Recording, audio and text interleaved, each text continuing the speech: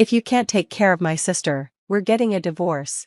It's been 2 months since my sister-in-law, Mary, returned from overseas and started living at our house. I felt like she was taking advantage of me every day, and the stress was becoming too much. I decided to talk to my husband about it to see if we could fix the situation, but he got really angry and said he wanted a divorce. I argued that this was a drastic decision, but he wouldn't listen to me.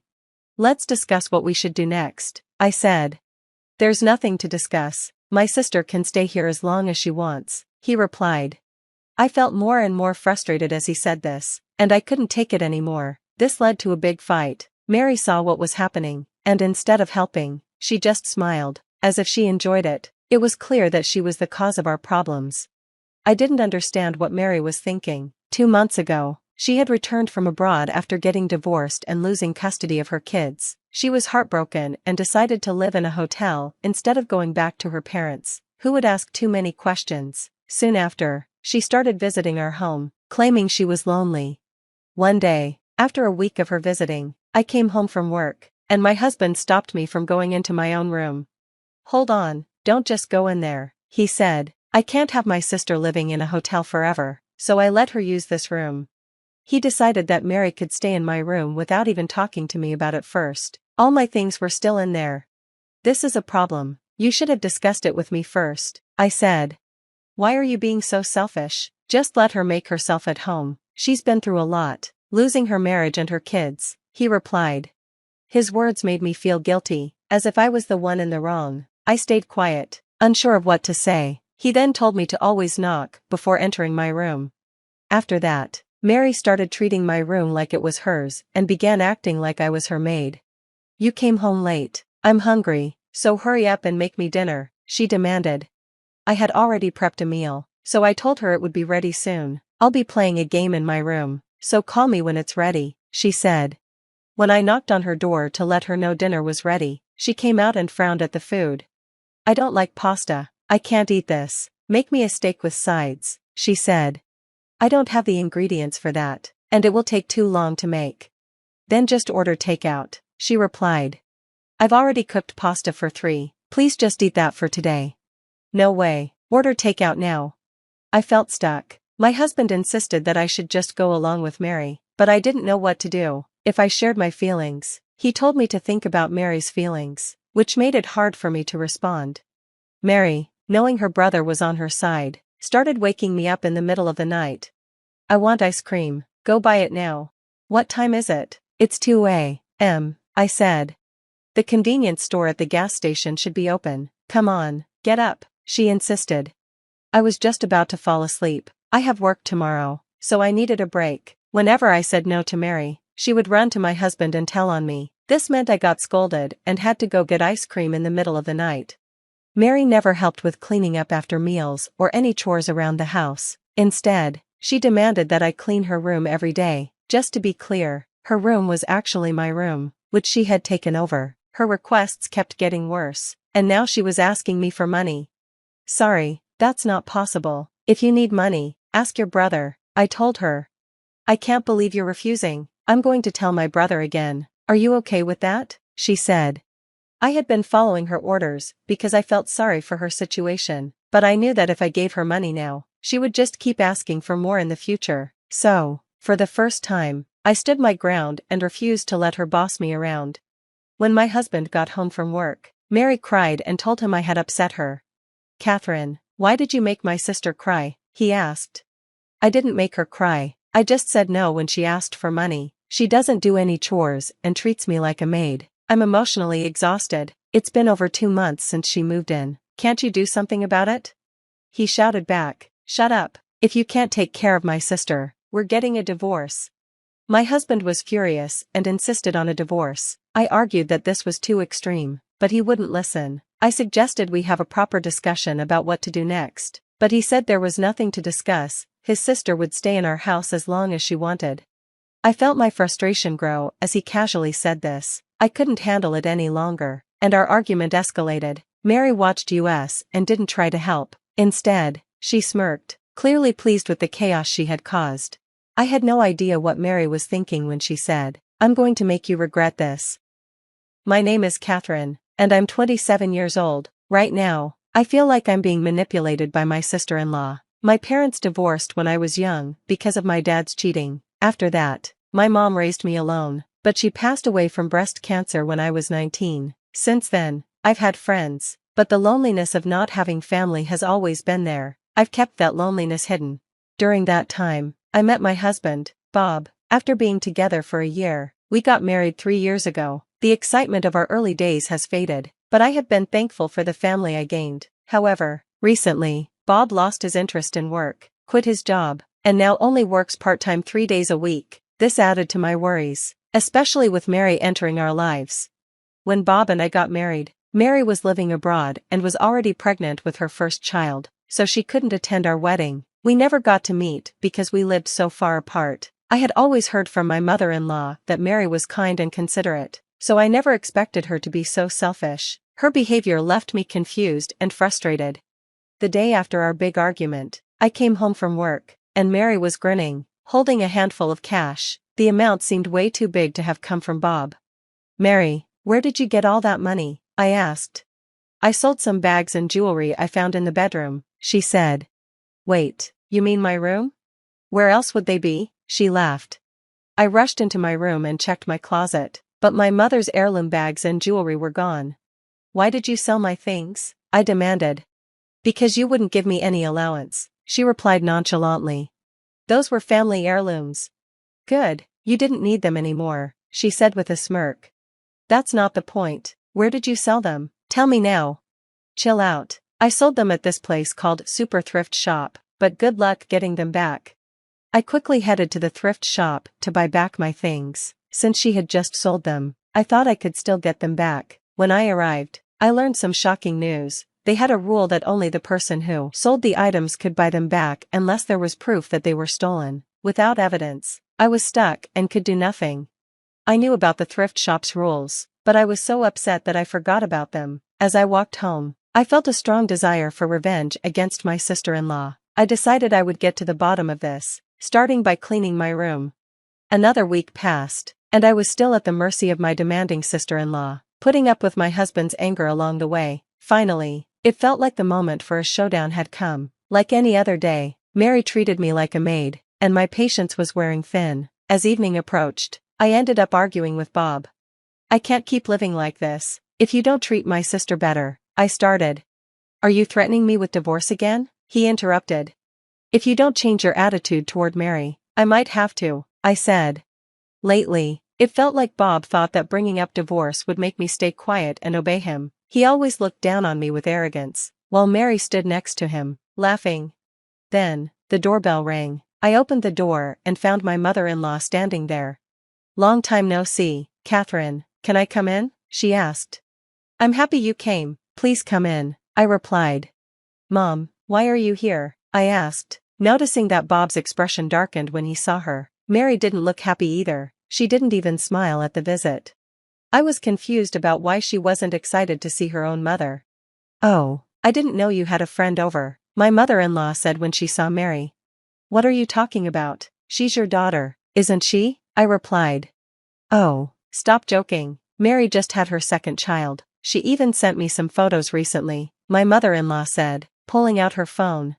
She showed me a picture of the real Mary, who was still happily married overseas. The woman in the photo looked completely different from the person claiming to be Mary standing in front of us. As the woman tried to leave the living room, my mother-in-law firmly stopped her. "Who are you?" she demanded.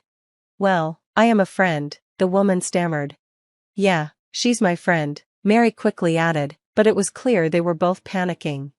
That's when I revealed her true identity. "So you aren't Mary after all. I always thought it was odd. You must be Bob's mistress." "What are you talking about? Don't spout nonsense," she shouted. I couldn't let Bob deceive us any longer. I immediately showed my mother-in-law a video on my laptop that captured him and the woman getting cozy in our living room. Bob tried to grab the laptop from his mother to stop her from seeing it, but I stopped him. "What is this?" my mother-in-law asked, looking shocked. "You better have a good explanation," she warned. Bob hesitated, so I stepped in to explain everything. "This woman, who claims to be Mary, has been staying at our house for over 2 months. Bob let her live here out of pity because she went through a divorce and lost custody of her child. On top of that, She sold my mother's heirlooms at a thrift shop without my permission. The video showed this woman happily talking about how she made money selling my mother's heirlooms. She even suggested to Bob that they should go out and have fun with the money. How could she do something so awful? My mother-in-law said, looking furious. What happened to the heirlooms? She asked. They can only return them to the person who sold them, so they are currently at the thrift shop, I replied. Then, I turned to the woman, who looked very uncomfortable. You are Megan Foster, aren't you? No, you're wrong. Don't make baseless accusations. Do you have any evidence? She said defensively. It's pointless to pretend you're innocent. You may not know, but I'm the manager of the super thrift shop, I said. Huh? I didn't see you there, she stammered. I wasn't at the shop when the heirlooms were sold because I was at a meeting at headquarters. As the manager, I can verify the ID of the person who sold the items, I explained. I realized that the woman was not my sister-in-law, but I didn't have enough proof. I worried she might come up with excuses, so I made a plan. My mother-in-law had been wanting to see a performance by her favorite artist, so I decided to buy tickets for her. The plan was to invite her to pick up the tickets and stay the night so she wouldn't have to travel back home right after. She was thrilled, and that's how we ended up in this situation. I'm sorry for making you come here without telling you the truth, I said. That's all right. I understand it's not easy for you to talk about this. By the way, how did you manage to capture the footage? My mother-in-law asked. I didn't want my belongings to be sold without my permission again, so I installed hidden cameras that look like light bulbs in my room. While cleaning, I had a feeling she might be having an affair, but I never expected anything like this, I explained. Sure enough, the footage showed the two of them getting intimate when I wasn't home. It was shocking to see. Bob and I had been arguing a lot, and I had started to think it might be time to end things, but it's still tough to see your husband cheating. Catherine, I was just being manipulated by this woman, Bob exclaimed. How pathetic of you to say that, lying about her being your sister and letting her stay in our house? What were you thinking? I yelled at Bob. Don't blame this on me. I only pretended to be your sister because if we got caught having an affair, I would be kicked out with nowhere to go. You told me it would be convenient for me to use your wife as a housemaid. You even said if you got divorced because of marital issues, you wouldn't have to pay alimony. I was taken aback and filled with rage upon hearing this. Now that your relationship has fallen apart, it's impossible to fix things between you two. Why don't you just get a divorce? You and I can be happy together, right, Bob? You've always wanted to divorce me, so let's part ways. I handed Bob the divorce papers I had already filled out with my name. He started to panic. Don't rush things. I don't want to leave you. Just let this slide. Seeing Bob begging on his knees was pathetic. His mistress, looking teary-eyed, said, You won't abandon me, will you? I have nowhere else to go if you kick me out of here. Shut up. Don't come near me, Bob shouted as he brushed her off. Her desperate pleas were uncomfortable for me to watch. Instead of focusing on Bob, I conveyed something important. You don't have to worry about where to go. Huh? What do you mean? I reported you to the police earlier for stealing and selling my belongings. They should be arriving any minute. As the sound of police sirens grew louder, the woman realized the situation. I'm really sorry. I've learned my lesson. I won't do it again. If apologizing was all it took, then we wouldn't need the police, would we? I said, presenting her to the police as the one who stole my belongings. She was soon taken away. Bob, staring blankly at the scene, began to beg again. Don't leave me. Your salary is higher than mine. If you abandon me, I won't survive. You understand that, right? You don't have to live a lavish lifestyle. Besides, you need to work more than just 3 days a week. You'll have to work more to pay me alimony. I'll pay the alimony, but can't we find a way to avoid a divorce? No chance. My mind is made up. Sign the divorce papers now. With my mother-in-law urging him, Bob reluctantly signed the divorce papers. Hey, about the alimony, can you deduct it from our division of assets? He asked. There are no assets we built together. My savings are from before we got married, so they're not for us to split. I've been covering most of our living expenses since we got married, so I'm in the red. Bob turned pale upon hearing this, but my mother-in-law and I ignored him and kicked him out of the house. After getting rid of the villain, a sense of sadness lingered that evening. My mother-in-law and I sat together, sharing drinks and having a heartfelt conversation. I got back my mother's heirloom bags and jewelry with enough proof that they had been stolen. My divorce from Bob was finalized quickly. I demanded $20,000 each in alimony from Bob and his mistress. Bob was disowned by his in-laws and broke up with his mistress, who had been released from jail. They constantly argued after that. My mother-in-law, worried about me being alone, reached out to me regularly. Through this experience, our bond grew stronger than ever. Fast forward 3 years, and I stood in a chapel wearing a wedding dress. I held the hand of the man who had eagerly waited for me to walk down the aisle, as we vowed to love each other forever. I felt tears of happiness rolling down my cheeks. When my sister-in-law came back from her trip overseas, she hurried to our house. She tried to take my daughter, who was almost 1 year old. She thanked me for taking care of her daughter for a year. I got worried and stopped her, explaining that the child was actually mine. But she didn't seem to understand. I left her in the yard. Then she said something shocking that scared me. She realized I wasn't joking, and her face turned pale. This was the start of a big problem caused by my sister-in-law. It all began a year and a half ago when my 25-year-old sister-in-law, Megan, suddenly came back to her parents' house with a baby. My husband had been suddenly moved abroad. I'm really worried about raising our little one in a foreign country. Everything is so unfamiliar. Plus, I just found out I'm pregnant. I hope our kids can be friends. If Kristen's child is anything like her, they'll be adorable together. It feels weird to think I'll be friends with my sister-in-law, Megan. She's outgoing and talks to me easily, even though I'm 2 years older. It makes me think we'll get along well. After I gave birth, I lived in a separate house with my 30-year-old husband. Megan moved in with her parents, which was nice because their house was close by. I thought we'd all get along well. But soon, I realized I was being naive. Once Megan moved back in with her parents, she started showing her true colors. "Sorry, Kristen, I have an urgent matter and can't take care of my child. Can you look after her?" Megan asked one day. "Sure, but what happened?" I replied. "My dad threw out his back, and I need to buy some patches for him," she said. Feeling sorry for her, I gladly took care of her baby, but this became a regular thing. Megan kept finding reasons to leave her child with me, and that wasn't the only problem. "Sorry, I need you to look after my child again today," Megan said another day. "Megan, you're lying to me, aren't you?" I confronted her. "What? Why would you say that?" she replied, sounding shocked. "Your dad has never had a bad back in his life." Did I say that? I don't remember. She stumbled over her words, unable to keep her lies straight. But that wasn't all. A neighbor said they saw her out and about in town when she was supposed to be with her child. Huh. Who ratted me out? Megan tried to deflect. "No, I mean, it must have been someone who looked like me."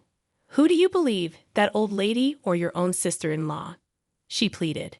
Despite her attempts to sway me, I wasn't fooled. "Just take care of your own child." "I won't be helping you anymore," I said firmly.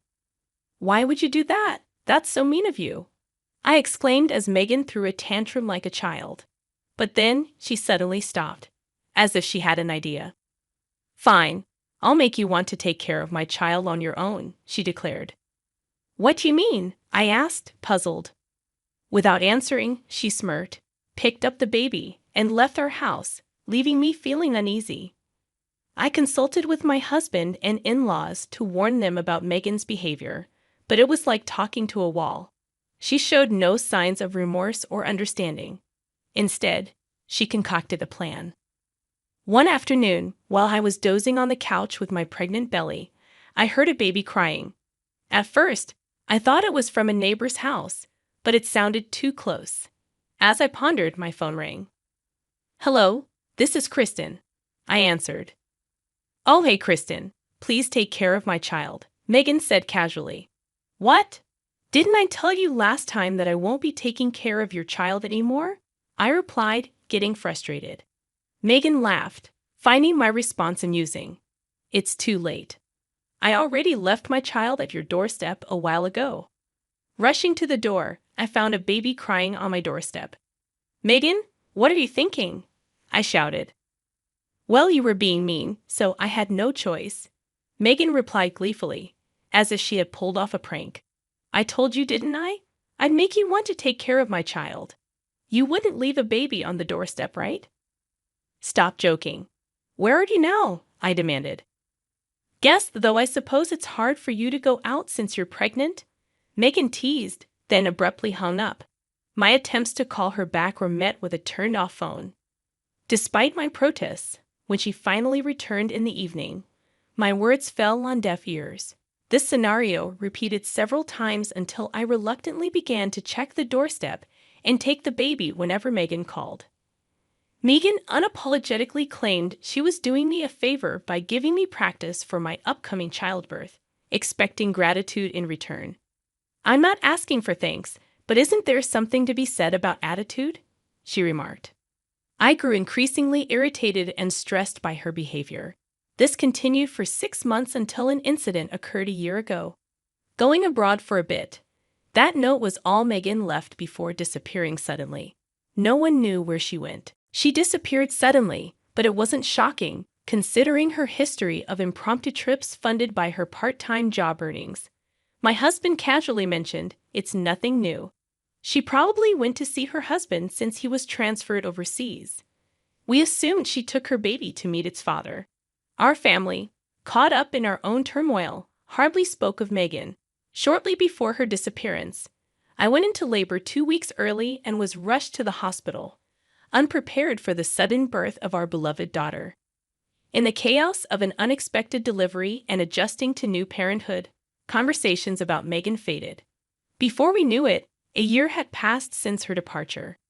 As my daughter's first birthday approached, our peaceful life was once again disrupted by Megan. I'm back. Her familiar voice echoed from the unlocked front door. What? Megan, you're back from overseas? I asked in surprise.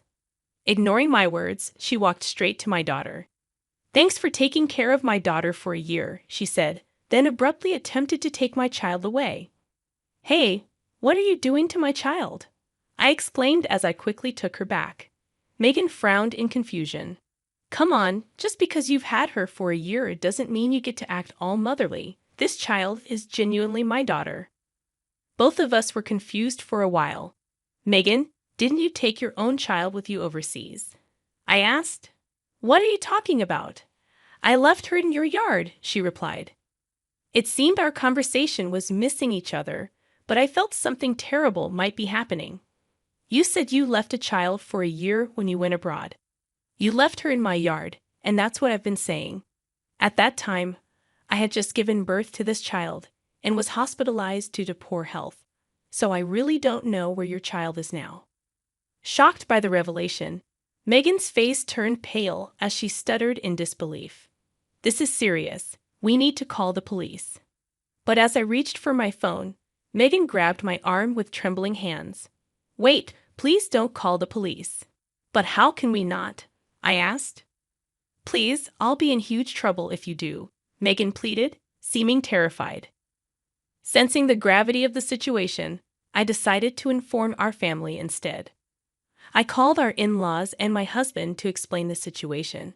However, when I turned around after ending the call, Megan was nowhere to be seen. I couldn't believe she ran away the moment I looked away. How irresponsible can she be? That was the moment my anger towards Megan exploded. After receiving my call, my husband and in-laws gathered at our house. According to my husband, there indeed had been a baby in the yard while I was giving birth and hospitalized. He had little involvement with Megan's child and assumed she had taken the baby abroad. So he contacted the police to take care of the unknown infant. With all the focus on our newborn, the memory of that incident had completely slipped our minds. Megan's child would have been about 1 or 2 years old by the time she returned. It's likely that Megan mistook my child for her own due to their close ages.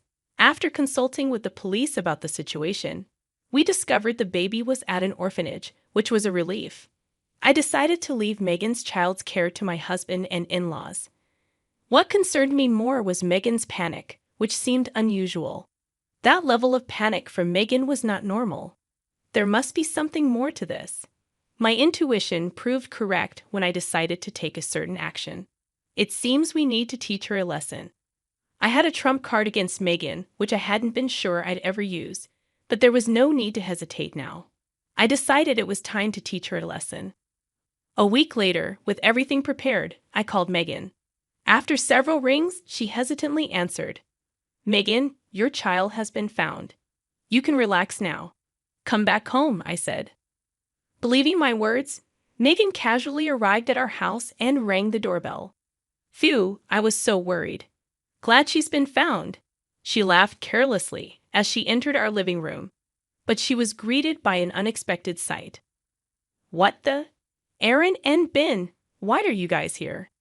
Sitting on the sofa was Megan's husband, or rather, her ex-husband Aaron, and sitting on the floor was her affair partner Ben. Aaron frowned deeply at his ex-wife, glaring at her, while Ben looked on with a pitiable face, as if he was about to cry. This is bad. She turned to make her escape from our house, but my father-in-law, a large man, was standing guard at the entrance, blocking her way out. Consequently, Megan ended up sitting on the floor alongside her affair partner, Ben, receiving a lecture from my husband, her ex-husband, and our in-laws. Come on, it's fine now, isn't it? The child is safe, right? As Megan puffed out her cheeks in defiance, Aaron, with a chilly look, said, If you can't even take care of the child, then you should return the custody and the child support payments. When I contacted Aaron, he revealed that everything Megan had told us was utterly false. He had not been transferred overseas, and they had divorced due to her infidelity. However, during the divorce, Megan had forcefully taken custody of their child and had been receiving substantial child support payments from Aaron. Even when the infidelity comes from the custodial parent, they are still entitled to child support. This is why Megan desperately tried to prevent me from calling the police, fearing the consequences if it was discovered she wasn't actually taking care of their child. I can't pay back the child support, Megan pleaded with me, her voice trembling with fear. But you made me take care of the baby, didn't you? There's no escaping that, I replied. Don't make stuff up. Where's your proof? She screamed hysterically. I calmly showed her the footage from my phone. It showed Megan leaving the baby at our doorstep and walking away. What? When did you take this? She asked, her voice faltering. Since you started leaving your child on my doorstep, I installed a security camera for safety. It would be terrible if something happened to the baby, I explained. This footage proved she hadn't been fulfilling her parental duties. Wouldn't the child be happier being raised by Aaron? I asked. Megan bit her lip and growled lowly. Suddenly, she clung to Ben, who was sitting next to her, bursting into tears. Help me, Ben. Everyone's bullying me. However, Ben, who seemed to have only considered Megan a casual fling, gently pushed her away. Well, I have another family. You're betraying me too. Who do you think paid for our round-the-world cruise? So the child support went on a splurge around the world, huh? I remarked. Megan covered her mouth in shock, but the words she had let slip could not be taken back.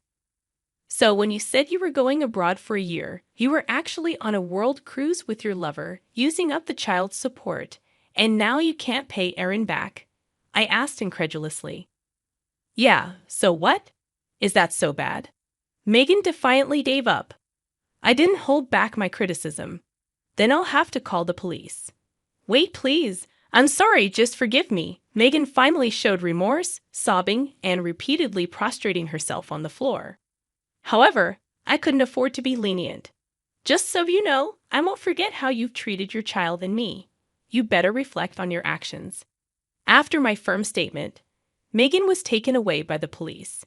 She was arrested, and her daughter was returned to Aaron, who regained custody. Megan is now required to pay a monthly child support of $500 until the child comes of age. Cut off by my husband and in-laws, Megan faces a thorny path. Even if she gets out of jail, Ben too wasn't spared. His wife filed for divorce and demanded compensation. As for me, I'm living a harmonious life with my husband and our daughter.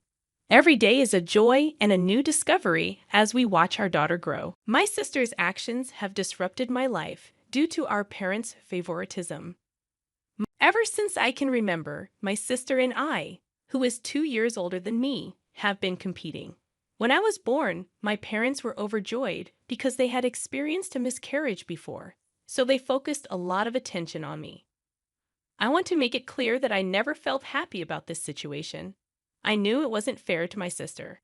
Despite that, I tried to bond with her while we were growing up because I thought she was really cool. However, she always seemed uninterested, which led to my parents scolding her for hurting my feelings. This only made her resent me even more. When I turned 15, I stopped trying to connect with my sister altogether. My parents didn't push us to be friends either. They kept showering attention on me, which annoyed me because who wants constant coddling and surveillance? Anyway, things went fine for me, and I eventually got into a good college. My parents offered to cover all my expenses, food, rent, school supplies, everything, because I wanted to move out. I wanted to be independent, so I said no. But when my sister found out, she was understandably upset. They had refused to pay for anything for her, telling her she needed to learn responsibility by paying her own way. She exploded at our parents, but mostly at me, accusing me of stealing all the attention from them throughout our lives and making her miserable. I tried to explain that I agreed our parents weren't great and that she deserved better, but she told me to be quiet and that she didn't need my sympathy. Our parents forced her to apologize and threatened to cut contact if she didn't. While I think she was too harsh, I understand how frustrated she must have felt all her life, so I don't blame her. Since she didn't have much support other than them, she sent me a long apology text and tried to make amends. It was clear she only did it because she was forced to. During my first few months of college, I met a guy named John, and we started dating. Everything just clicked between us. At my 20th birthday party, I introduced him to my family, and it seemed to go well. I usually kept my family and John separate because my parents were always nosy and my sister seemed judgmental when I brought someone over. But this time, she was unusually friendly. Looking back, my sister was a bit too touchy with him, but I thought she was just trying to mend our relationship further. After I graduated, John proposed, and I happily said yes, deeply in love. We planned to have a wedding once we both had good-paying jobs, and everything seemed perfect between us. Fast forward to 3 weeks ago, I received the most heart-wrenching message of my life. It was from my sister, telling me she was pregnant, and the father was John. She sent screenshots of messages and explicit images between them, where they confessed their love for each other multiple times. This affair had been going on for most of the time we'd been together. I cried uncontrollably at the betrayal. I asked her how she could do this to me, and she callously replied, "Now you know how it feels to have your whole life ripped away from you. He loves me more, and I'll make sure he leaves your sorry ass for me and our baby. They'll cry to our parents and see if I care." Then she blocked me before I could respond, but I managed to screenshot a lot of it. When John came home from work and saw me crying, he begged to know what was wrong and tried to comfort me. But I exploded with anger and kicked him out. It's my apartment that we share. He admitted to the affair over text, saying he loved me but also loved my sister and had to be there for his child. So he called off the engagement. His brother came and took all his stuff, and John hasn't even given me an apology for any of this. I've been crying nonstop for about a month now, and all I can think about is how badly I want to confront my sister. But I know if I did, I'd end up in jail, especially since she's pregnant. I used to admire her so much, and just when things seemed to be getting better, she betrayed me. And for what? For the love and attention from our parents that I never even wanted. I barely even like my parents because of how they treated us, but somehow I'm the bad guy here? It's ridiculous.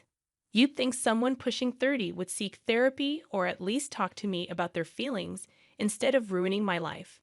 I can't even bring myself to feel sorry for her anymore. I just want to disappear forever. I've had some really scary thoughts, but I've been staying locked in my room all day since I work from home, and it's helped calm me down a bit in the last few days. My sister sometimes unblocks me just to show off that John chose her instead of me. She sends pictures of them together and her baby bump, trying to make me feel bad. I blocked her to stop her from bothering me. It's ridiculous that she's acting so childish when she's a grown woman. I feel sorry for their baby because John cheated on me for so long, but I don't feel sorry for my sister at all. I haven't told my parents yet, and I don't know how to. They would definitely support me, but they're not good people, so I don't want their support. I haven't told my friends, and I don't have a therapist to talk to. I want to tell someone, but I feel so embarrassed that I can't bring myself to do much besides cry and focus on work. I imagine growing old with John and having my sister as a bridesmaid.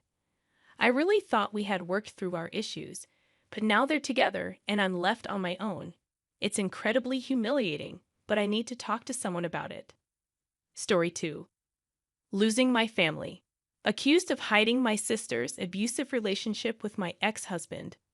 I don't want to go into all the details because it's long, boring, and still painful. But I met my ex-boyfriend 4 years ago, and I was deeply in love with him. We were happily together for 2 years until I caught him kissing my sister at Christmas. It broke my heart. He apologized, but I didn't want anything to do with him anymore. 3 months later, my sister and he were expecting their first child. Now they're married with 2 children. My family forgave them eventually, especially when children came into the picture. I kept my distance but met them occasionally at family gatherings. I still feel hurt by my sister, but other than that, I'm okay. Last weekend, my mom asked me to come home for something urgent, and my dad was there too. They told me they were disappointed in me for not being honest about my ex being abusive. I was shocked. My mom said he's very abusive to my sister. Then my sister came in, and I saw her bruised face and cut lip. I was shocked and couldn't say anything except that I never knew. My sister got very upset and started yelling at me, asking why I thought I was better than her, as if he didn't hurt me because I was somehow superior. I said no, but I kept swearing that I didn't know, and that he must have hidden his true nature. My mom told me to leave and said she was very disappointed in me. I've been crying every day, unable to shake the memory of my sister's bruised face. I just can't understand why this happened to her. He was always so kind and gentle with me, but I can't explain why he was different with her. I don't know how people like him operate. According to my sister, if he's abusive once, he's always abusive. I have no experience with people like that, so I couldn't answer her. He's been abusive to her from the start of their relationship. After I calmed down, I texted my mother because she wasn't picking up my calls. I told her that my sister was right, and abusive people are just that way. But maybe the circumstances are different. My sister is younger. I knew that some men show their true colors after marriage or after having children. My relationship with him wasn't the same. I tried to explain everything, but it only seemed to make my mother more upset. She texted me back, calling me a liar for hiding the truth instead of warning my sister. She asked if I thought I was better than my sister because I wasn't abused by the same man. I was shocked. How could it be about being a better woman? I couldn't believe what I was reading. I told her she was disgusting for saying something like that. But now nobody in my family is talking to me, not even my father, whom I used to talk to every day. I don't know what to do or how to help. I feel so guilty. Hello everyone, I hope you're doing well. I apologize for going silent after my last post. I wrote it late at night and fell asleep afterward. When I logged in the next day, the post was locked, and I couldn't respond to any of you. I want to express my gratitude for the attention and support you've shown me. It means a lot, especially during this lonely time. I've read all your comments and tried to respond to as many DMs as I could. I'm sorry if I couldn't get back to everyone. It seems like cutting all contact with my family is the most common advice I've received, and you're probably right. It's time for me to move on. While I never fully forgave my family for accepting my sister's betrayal, I understood their desire to be involved in their grandchildren's lives. I wouldn't want the kids to miss out on the love of grandparents because of this situation. However, that doesn't mean I have to like or accept their forgiveness. Losing my sister was tough, and I didn't want to lose the rest of the family. I've kept my distance, but I'm still close to my brother, who I didn't mention in my original post. He's been a source of support for me. Many of you also asked about why my family didn't see my sister's husband cheating with my own sister as a red flag. This was the first thing I asked my mom, but her answer was very disappointing, so I didn't include it in my original post. She just brushed it off, telling me to get over it and let go of my grudge. I felt guilty because I only spoke positively about him before introducing him to my family. I talked about his kindness and generosity. He treated me exceptionally well, and his family welcomed me warmly. He made me feel like a queen, and we shared dreams about our future together, the places we visit, and how he couldn't wait to spend his life with me. Maybe this was a red flag. I was genuinely happy with him, and that's all my sister heard me talk about since I met him. With everything I've been thinking about, I completely understood my sister's reluctance to believe me. She must have seen a different side of him, especially since she's in a vulnerable place right now. So I decided to be understanding and reach out to her again. I explained everything I wrote to my mom and shared it here.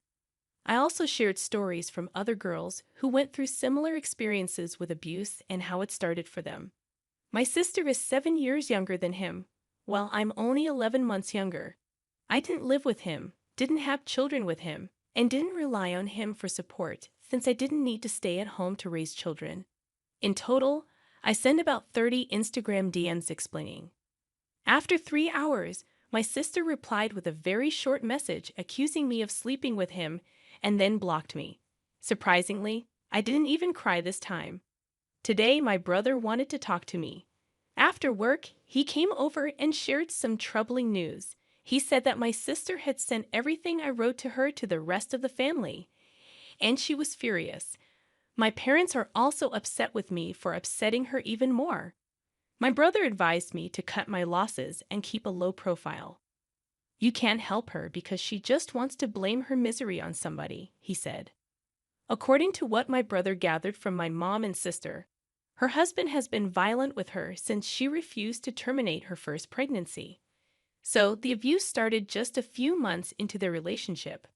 My sister became increasingly paranoid over time, fearing that her husband would cheat on her with me or others. This was the reason she always disproportionately hated me. Yes, she hated me, because she believed I might try to get back at her by taking him back since I was still single and hadn't moved on. The situation worsened because she kept asking him why he was kinder to me, and he told her it was because I wasn't a cheap whore like her, which made her think we still had contact. She also found his secret Instagram account, where he followed some girls, including me. It was incredibly painful to hear all of this, but as my brother said, there's nothing I can do. My sister refuses to leave her abusive husband, despite our parents urging her to and offering to take care of her and her children. I'm heartbroken for her, but I don't think there's anything I can do to change her mind. After considering everything, I've decided to cut my family out of my life. It's a difficult decision, but it's what I feel is best for my own well-being. Comment 1. I actually have already been very low contact with my sister. I have only seen her a few times, like my cousin's wedding and family gatherings. Never met her in private. She eloped, so there was no wedding. I wasn't gonna attend. And I never went to her baby showers or anything. I have never texted her privately. I only have her on a group's iMessage with mom, dad, and lil bro. But now I'm going no contact with mom and dad too. I need a break. Comment 2. I'm almost 100% sure that he would have become abusive towards me too eventually, and that's what I tried to explain to my family, and I can't help but try to think back on our relationship, trying to remember what red flags I've missed. Comment 3. After the shock and the heartbreak, I felt lucky, but now, knowing how he is treating my sister, I wish he chose someone else to cheat on me with. My son's friend's mom and dad want to become his parents forever. I, 24F, am a single mom to my son, Owen, 8. It's just been the two of us since the beginning. His dad isn't around and hasn't been helping with child support. I've tried everything. My own parents have cut ties with me. I had to leave high school and have been working different jobs to make ends meet. We're not in poverty, but we live paycheck to paycheck in a small apartment. It's not ideal. but it's our reality for now. I've taught Owen that money isn't everything. We may not have much, but we have each other. Although he doesn't get many extras, he's never lacked essentials. I try to save for birthdays and holidays, but it's never extravagant. Owen seemed okay with that until recently. In our area, public schools are chosen by lottery. So Owen got into a different school across town, closer to my job. Last year, in second grade, he befriended Charlie. They often hung out at Charlie's house after school. I've met Charlie's parents, Nate and Paige, a few times. They seemed nice. Owen enjoyed his time there, although Charlie rarely visited our apartment, which made sense because I work and there's not much for them to do here. During summer breaks, I can easily find care for Owen with free or low-cost camps. But during shorter breaks like Christmas and spring, it's tougher. Spring break in 2022. I missed registration for camps. Paige, who is a stay-at-home mom, offered to take Owen for the week. I was hesitant to accept so much from her, but she insisted. Owen had a great time with them, doing many activities. Paige wouldn't let me repay her fully, which made me uncomfortable, but I appreciated it as I couldn't afford it all. In the summer, Owen went to camp, but he also spent a lot of time with Charlie. He even went on vacation with Charlie's family. I was hesitant about this too, but Owen loved it, and it was an experience I couldn't provide. Nate and Paige kept saying they didn't need repayment and praised Owen's character as sweet and respectful. At one point, I asked Paige why she was so eager to have Owen around. She confided that they had hoped Charlie would have siblings, but it didn't work out. They saw Owen as a consistent playmate for Charlie, so he wouldn't be lonely. Looking back, I wondered if this should have been a concern. But at the time, I found it touching that the boys saw each other as brothers. I assumed Paige and Nate understood the situation, right? As time went on, Paige and Nate insisted on taking care of Owen during Christmas break of 2022 instead of him going to camp. They showered him with more gifts than I did. Though it made me uncomfortable, I pushed aside my pride because it was about Owen, not me.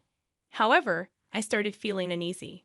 While it was understandable for them to give Owen gifts on his birthday, it seemed excessive compared to what you'd typically give a friend's child. Skipping ahead to the present, during spring break last week, Paige and Nate not only offered to look after Owen while I worked, but they asked if he could spend the entire week at their house. This meant I could take on more shifts to save up for the bike Owen wants for his birthday, so I agreed. When I went to pick him up on Saturday afternoon, Nate and Paige wanted to talk. They expressed their love for Owen and how much joy he brings. I thanked them sincerely for all they'd done. Then Paige suggested Owen stay a little longer. I mentioned Easter was on Sunday, and school started again on Monday.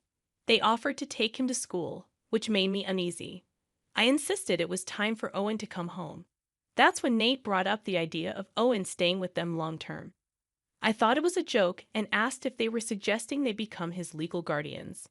They grew serious, explaining they could legally become his guardians, and they offered to help with the transition. They urged me to consider what's best for Owen. Shocked, I refused to entertain the idea, stating there was no way I'd give up my son. I took Owen and left immediately. I've blocked Nate and Paige's numbers. Owen doesn't know what's happening yet. I've decided to keep him home tomorrow and took the day off work to figure things out. Legally, they can't take him, but their intentions have terrified me. I don't want Owen to go back to that school. Should we move?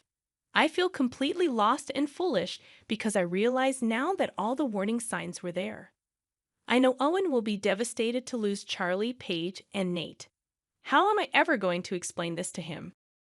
Update 1. Thank you to everyone for the advice.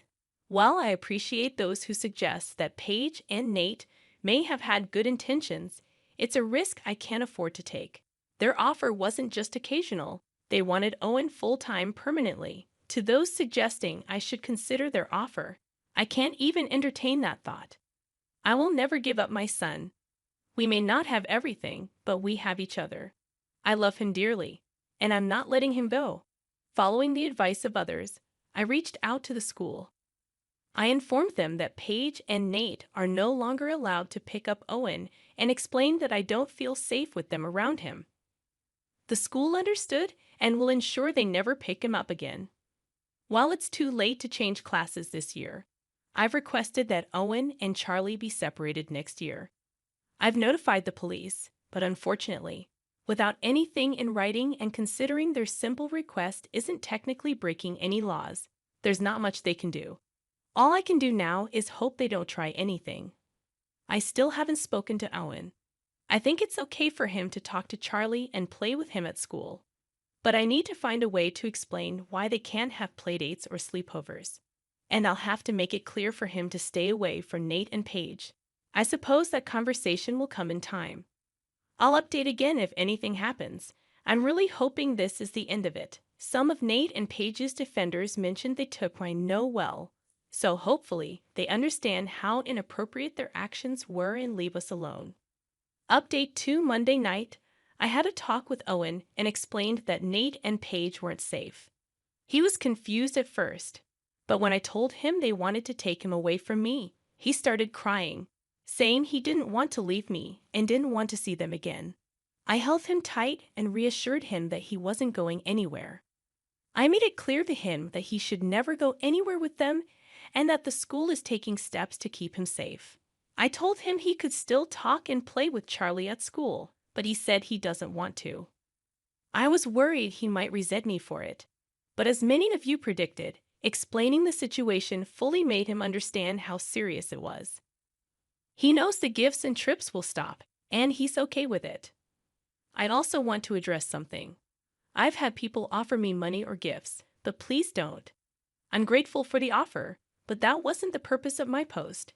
If you want to do something, donate to a local shelter or charity. Owen and I are not in need, and I'd prefer to see help go to those who do need it. I haven't seen Nate or Paige at drop-off, and I haven't received any contact, but then again, I did block them everywhere. Thank you all for your support. I'll update if anything else happens, hopefully not. Update 3, I've attempted to post this update in true off my chest, but it keeps getting auto-deleted. Given my substantial number of followers, I thought I'd share the update here in hopes that it reaches everyone. Unfortunately, what everyone feared would happen did. On Tuesday, Owen returned to school. I reassured him he could still talk and play with Charlie. Dropping him off, I felt hesitant, but I knew living in fear wasn't an option.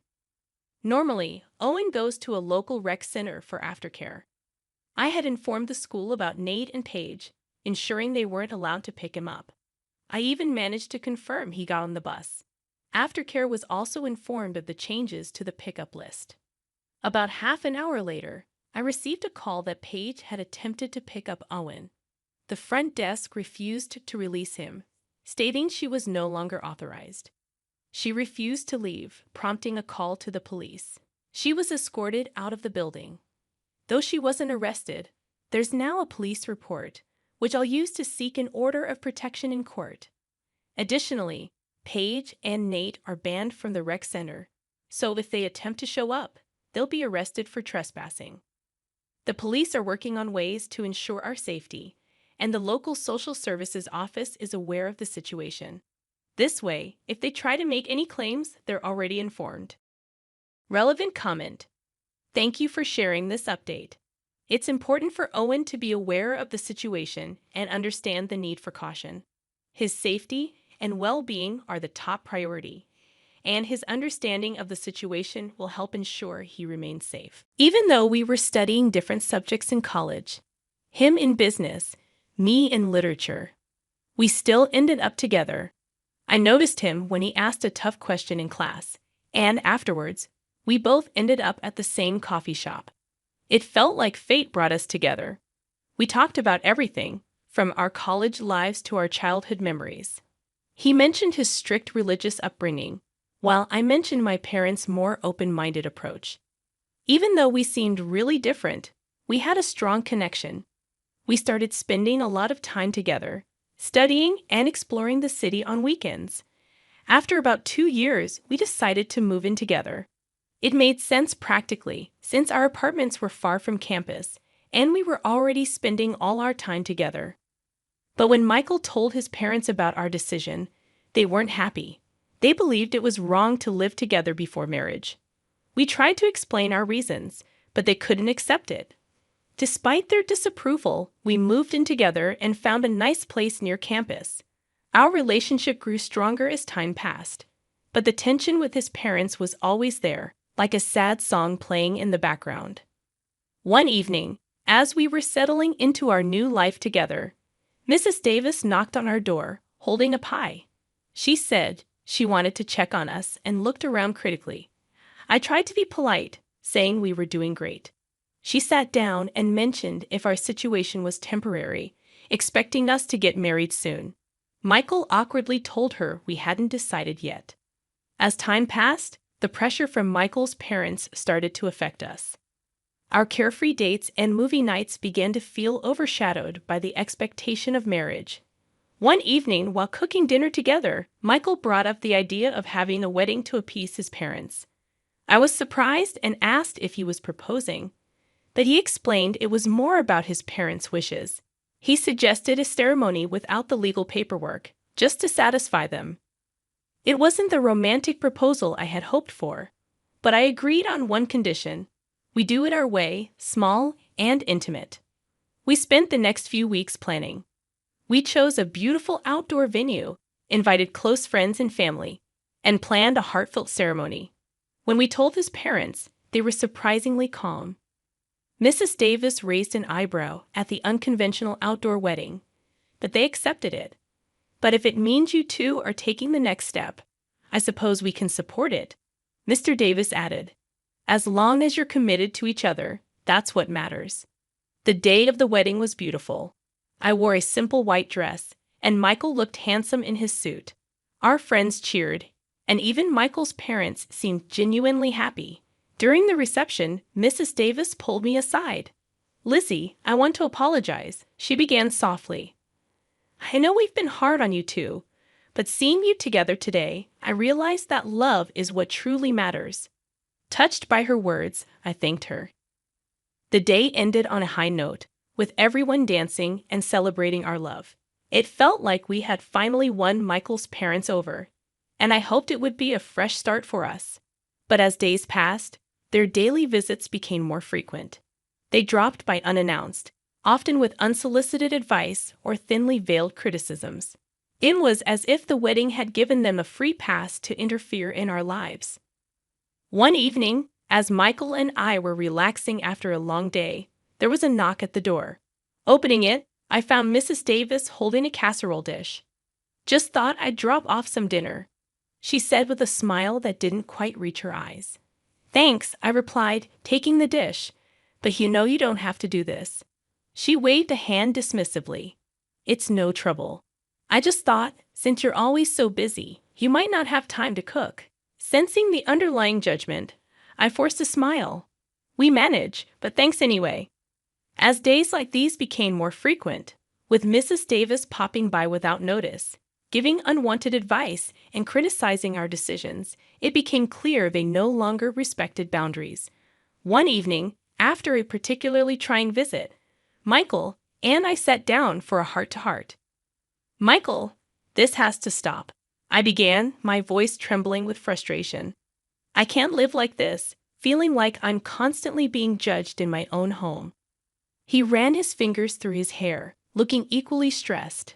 "I know, Lizzie. It's just, they're my parents. I don't know how to tell them to back off without hurting their feelings," he replied. "But what about our feelings, our peace of mind? We can't keep sacrificing that for them," I continued. A week later, we invited them over for dinner, deciding to address the issue head-on. The evening started off pleasantly enough. We chatted about work, friends, and the latest news. But as the main course was served, I took a deep breath and dove in. "Mrs. Davis, Mr. Davis, we invited you over because there's something we need to discuss." I began, trying to keep my voice steady. Mr. Davis looked up, his fork pausing midair. "What's the matter?" I exchanged a glance with Michael, who nodded in encouragement. "It's about the frequent visits and, well, the constant input on our lives," I explained. Mrs. Davis looked taken aback. We're just trying to help, she interjected. Michael took over. Mom, Dad, we appreciate that you care, but it's becoming overwhelming. We need some space to live our lives, make our mistakes, and grow together. Tears formed in Mrs. Davis's eyes. After all we've done for you, this is how you repay us. Mr. Davis added sternly. It's not about appreciation. It's about respect. Respecting our boundaries and our choices, I countered. The room grew silent, the tension palpable. Mrs. Davis dabbed at her eyes with a napkin, her shoulders shaking. We just wanted to be part of your lives. I never thought it had come to this, she admitted. Michael looked torn, his loyalty divided, but he held firm. Mom, we love you, but this is our life. We need you to understand that. The evening ended with Mrs. Davis in tears, Mr. Davis looking disappointed, and an unspoken agreement that things had to change. As they left, I felt a mix of relief and dread, wondering what the future held for our relationships. Days after the confrontation, the house felt unusually quiet. The constant visits had stopped, but the silence was both a relief and a curse. Every time the doorbell rang or there was a knock, my heart would race, expecting it to be Michael's parents, but it never was. One evening, as Michael and I sat on our couch, he broached the topic. Lizzie, do you think we were too harsh? I mean, they're my parents. Maybe we overreacted. I took his hand, feeling its warmth. Michael, it's not about being harsh. It's about setting boundaries. We did what we had to do. I reassured him. I know. It's just hard. I never imagined being in this situation with them, he sighed deeply. As days turned into weeks, we began to feel the weight of our decision. There were no more surprise visits, but there were also no calls or messages. It was as if we had cut ties completely. During this period, I often found solace in browsing property listings online. One day, as I was scrolling through, a beautiful house in a neighboring town caught my eye. It had a large garden, a spacious living area, and most importantly, it was far away from our current life. Michael, come look at this, I called out.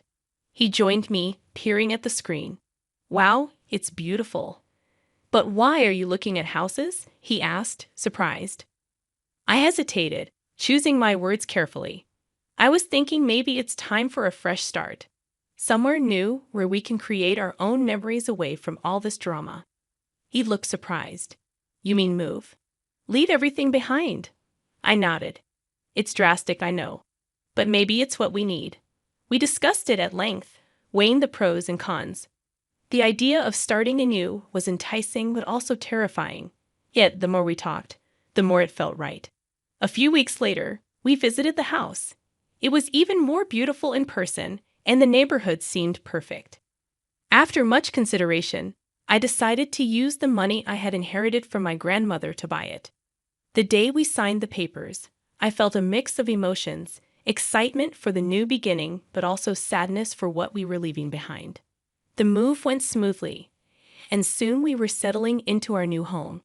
It felt like a dream. The peace and quiet were just what we needed. One evening, as we were enjoying a quiet dinner in our new dining room, Michael said, Lizzie, I think this was the best decision we ever made. I smiled, feeling content. I think so too. The first few months in our new home were like a dream. The mornings were quiet, filled with the chirping of birds, and the evenings brought a calm, tranquil energy. Michael and I fell into a comfortable routine, enjoying the privacy and peace that our new surroundings provided. The past seemed like a distant memory, and the attention that once surrounded our lives had all but vanished. Disappeared until one fateful day. I was in the kitchen preparing dinner when the doorbell rang. Michael went to answer it. I heard murmurs and then a familiar voice. My heart sank. It was Mrs. Davis. I walked to the entrance, my face revealing my shock. There they were, Mrs. and Mr. Davis, suitcases in tow, standing at our doorstep. Mom, Dad, what are you doing here? Michael asked, his voice filled with surprise. Mrs. Davis smiled a bit too sweetly. We missed you, dear, and we thought, why not pay a visit? I tried to keep my composure. It's unexpected. Mr. Davis chimed in. We just wanted to see where our son is living now. Is that so wrong? Michael seemed torn. Of course not, but a heads up would have been nice. Mrs. Davis looked around, her eyes scanning our home. Oh, what a lovely place you have here. Much nicer than the old one. I bristled but said nothing. The visit turned into a stay. One night became 2, then 3. They began to settle in, making themselves comfortable, much like they had in our previous home. One evening after dinner, I pulled Michael aside. Michael, we can't go down this road again. We moved to escape this. He sighed. I know, Lizzie, but they're my parents. I can't just throw them out. Then what? Let them take over our lives again. Mrs. Davis, who seemed to have overheard our conversation, walked over, her eyes welling up with tears. Is that how you feel, Michael? That we're a burden? Michael looked helplessly at me, then back at his mother. Mom, it's not like that. We just wish you had told us you were coming. She sniffled. We just wanted to be close to our son, but it seems we're not welcome here either. I had a sinking feeling when I heard Michael's parents mention they'd made a decision about their living situation. The two of us had recently been discussing the matter privately, hoping to find a delicate way to address the issue. Now it seemed the matter was going to be thrust into the open. Lizzie, Michael, Mr. Davis began, we have some news.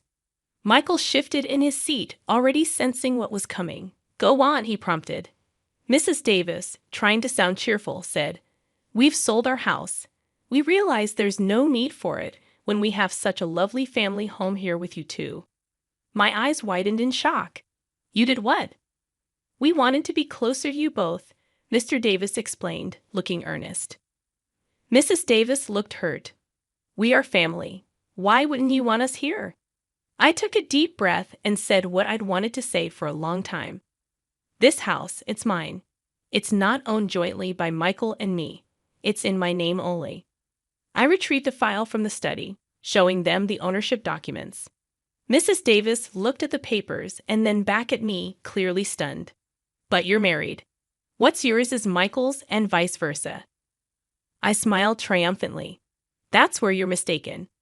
We held a wedding ceremony, yes, but Michael and I never legally married.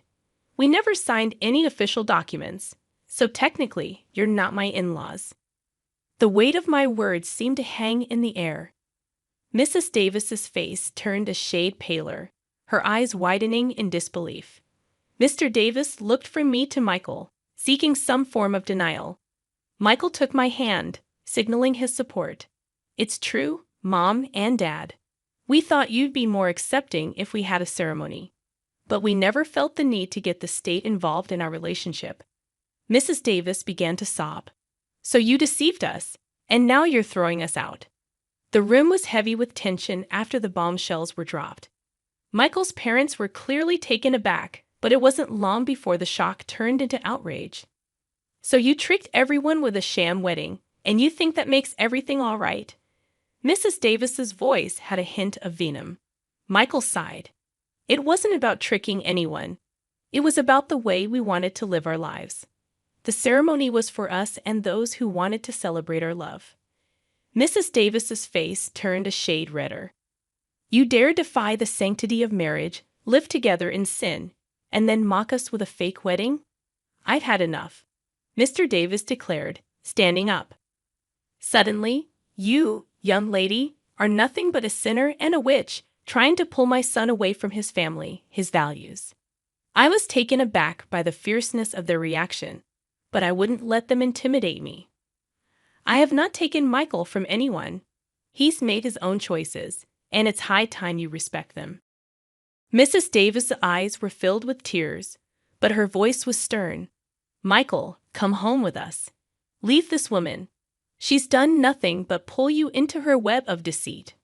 Michael, ever the calm in the storm, replied, Mom, Dad, I love you both, but my place is here with her. She's been nothing but kind and understanding, even when you both haven't been. You can't just demand I leave her. You're choosing her over us. Mr. Davis's voice was a mix of anger and disbelief. I'm choosing to live my life on my terms, Michael asserted. The room went silent for what felt like an eternity. The air was thick, every breath heavy. Mrs. Davis's face was a mask of hurt and betrayal. "Very well," she said, her voice cold.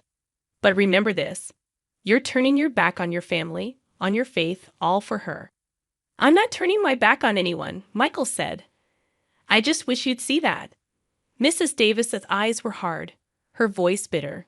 "Let us go," she said to her husband, not giving either of us another glance. And with that, they left, leaving behind a wake of hurt, confusion, and uncertainty. I looked at Michael, his face a mirror of my own feelings. We both knew that things had changed irrevocably, and there was no going back. A few days after the confrontation, as I was heading back from work, my neighbor, Mrs. Carlson, called out to me. She was an older lady known for her daily walks and her uncanny ability to know everyone's business. "Did you hear about the Davis family not selling their house?" she asked, with a knowing look. I paused, taken aback. "What do you mean?" She leaned closer, lowering her voice. "They never put their house on the market. I heard from Susan, who heard from Janice, who works at the town's real estate office. There's no record of the Davis property being up for sale." I felt a knot form in my stomach. Were they lying to us all this time? When I got home, I shared the information with Michael. He looked shocked. "I can't believe they'd lie to us." What were they trying to achieve? We both knew the answer. They wanted to manipulate the situation to their advantage. The realization was a hard pill to swallow. All this time, while we tried to understand and accommodate them, they had been playing a game. Michael sighed deeply, rubbing his temples. This changes things. It's one thing to have disagreements, but outright deception, that's something else entirely. We can't keep letting them pull us into their manipulative games, I said firmly. We need boundaries, strong ones. Michael nodded. "You're right. We can't continue like this. It's unhealthy for us and for our relationship." The next day, he went over to his parents' house. He needed to confront them, get some answers. When he returned, his face was a mix of anger and sadness. "They admitted it," he began, his voice heavy. "They thought that if they moved in with us, we'd be a proper family again. They felt threatened by our independence. We sat down, discussing our next steps. It was clear that for our own sanity and the health of our relationship, we needed distance from them. We need a break," Michael declared. "Some time away from all this drama and manipulation." I agreed. "It's the best decision for us right now." That evening, we sent a message to his parents informing them of our decision. The reply was filled with anger and accusations, but we remained firm. We needed this for ourselves and for our future. The next few weeks were quiet. We focused on each other, rebuilding the trust and closeness that had been strained over the past months. One evening, as we sat on our porch looking at the stars, Michael turned to me. "Thank you," he whispered, "for standing by me, for fighting for us." I smiled, squeezing his hand. Always. The journey had been long and fraught with challenges, but it was a poignant reminder of the importance of boundaries, honesty, and mutual respect in any relationship. As the night deepened, we looked towards the future, hoping for peace and understanding. I rubbed my eyes really hard, but the sight in front of me didn't change. When I finally looked again, I couldn't believe what I was seeing. Our house looked completely different, like it had been made bigger and changed somehow. "Hi, I'm May. I'm 43 years old and I work at home. I've been married to my husband Jim for 15 years, but we haven't had kids. That's okay though, because we're happy together. We made a promise before we got married, and as long as we stick to it, everything's good. When I was young, my parents died, so I only had my husband's parents, who I call my own. We used to live just a short bike ride away from them, which was perfect. But things changed when my father-in-law died suddenly.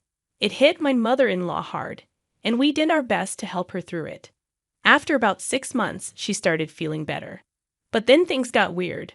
My mother-in-law started coming to our house all the time, every single day, even when we were busy. She'd let herself in and say she was taking care of things so we could go to work. At first, I thought it was nice of her, but it started getting annoying. I wanted to talk to my husband about it, but he was always out when I got home from work. One day, I came home exhausted, and when I went to change in the bedroom, I saw this huge vase that wasn't there before. I was so surprised, I screamed. When I went back to the living room, my mother-in-law was there, eating crackers and making a mess. I asked her about the vase, and she said she put it there. It was this big Japanese-style vase that didn't fit with our Western-style room at all. I couldn't understand why she put it there, and she didn't seem to get why it was weird. Now, she's eating chocolate next to that precious vase a colleague gave me as a souvenir from their trip abroad. But let's put that aside for a moment. The bedroom used to be plain and boring, but now my mother-in-law says it feels much better with the vase there. She seems to be enjoying herself. If someone thinks the huge vase next to the bed is interesting or improves the atmosphere, I'd want to question them for a long time. It's so out of place. And she brought it here herself, not through delivery. That's impressive. But now is not the time to be impressed. Are we seriously keeping that vase? My mother-in-law then complains that she's tired from moving the vase and asks if dinner is ready yet. She expects dinner too. What did I do all day? Worked hard moving the vase, she says. Can she please go home? I'm starting to get fed up. At first, I thought she was just lonely, but now I don't feel that way at all. I make sure to prepare rice and meat soup for breakfast while she's bustling around, ordering me around. May, where's my lunch money? I'm looking after the house for you. You're so thoughtless. At least vacuum daily. I'm the one getting tired of looking after the house. Don't modern daughters-in-law care for their mothers-in-law at all? Her endless demands are making me want to tear my hair out. And then she says she's going to stay the night. I'll sleep in the room with my son, and you, May, can sleep on the sofa. Seriously? What kind of punishment is this?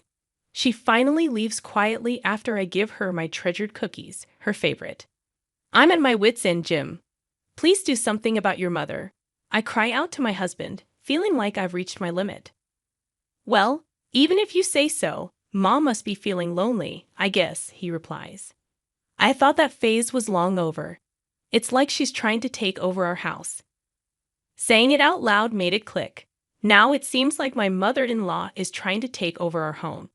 If things continue this way, it'll play right into her hands. Oh, forget about the vase. I think this is a problem, but my husband just frowns. Taking over is an exaggeration, he says. It's fine. She's just looking after the house while we're away. We don't need her for that. We have a home security system. Then should we cancel it? It'll save us money, I suggest, frustrated. That's not the point, he replies dismissively. My husband just doesn't understand. Even when I ask him to talk to his mother, he always ends up doing whatever she says. It's like it's always mother over wife. A mama's boy, huh? And still, my mother-in-law's visits don't stop. She's staying over more and more often. Is her takeover project going smoothly? Why do I have to sleep on the sofa? I miss my bed. Maybe we've been too kind to her after my father-in-law passed away. Is this what they call taking advantage of the situation? As I was pondering what to do, I was called in by my boss at work. Worried that I might have made a mistake, I went to see what it was about. Think you could go on a business trip abroad? He asked. A business trip overseas? A chance to get some souvenir chocolates from a colleague, away from my mother-in-law's reach. Well, it's not like that. Being selected for an overseas business trip means being seen as promising for the future. That's the unwritten rule in our company. No, it's different. I'm moving up, I thought. We couldn't have children, but in return, I devoted myself to my work, and it paid off. It seems God is watching over me. My response? Of course I am, I immediately said. Okay. Are you sure it's okay, leaving for a month? My husband asked. It's fine. Mom's here after all, I reassured him. But it's his mother that I'm worried about. When I return from the trip, there might be more pots. My dear, leave the house to me. I won't let anything bad happen. I'll take care of it until you return, my mother-in-law declared confidently. It's because of you that I'm worried, I thought. In the end, the business trip went too smoothly and got extended.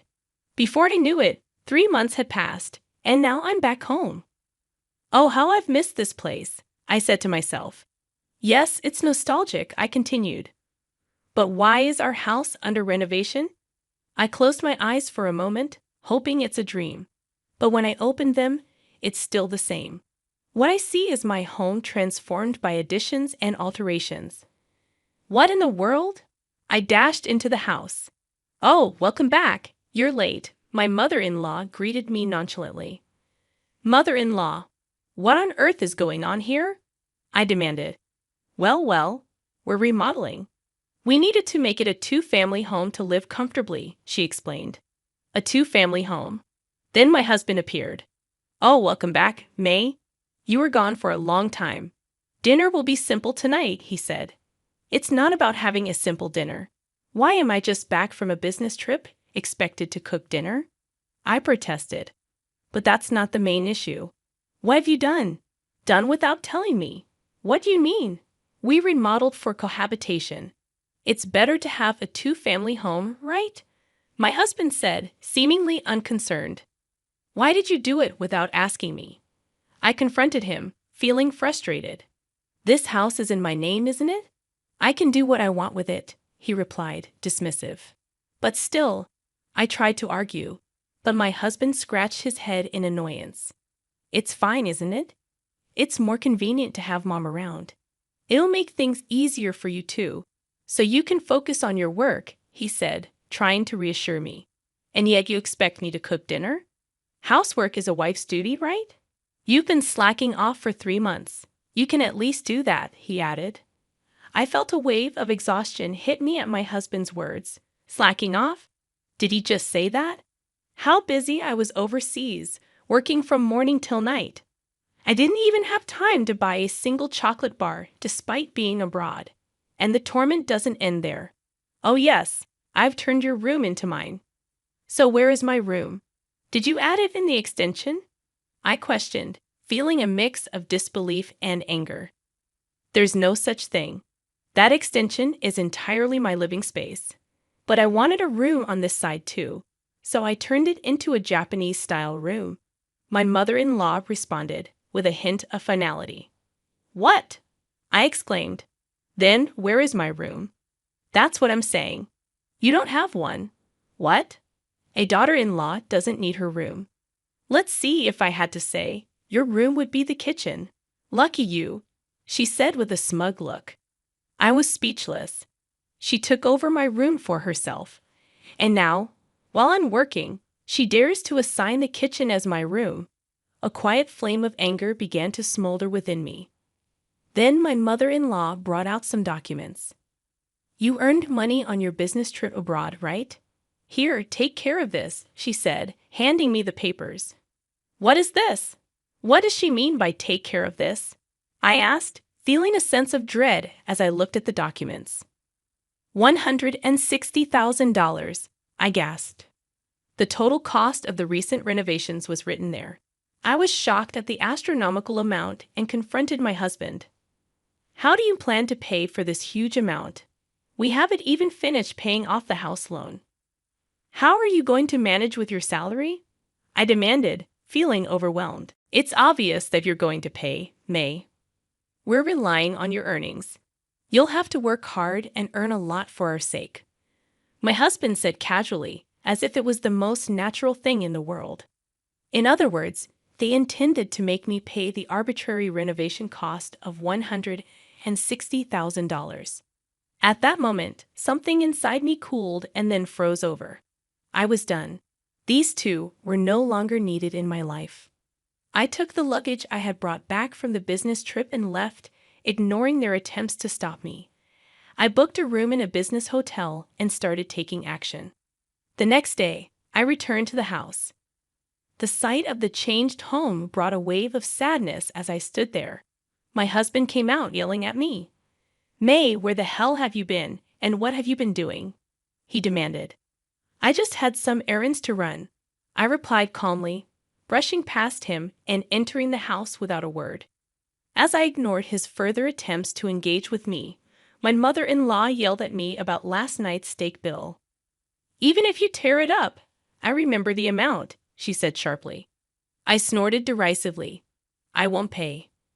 We are strangers now, I declared firmly, shocking my husband with my words.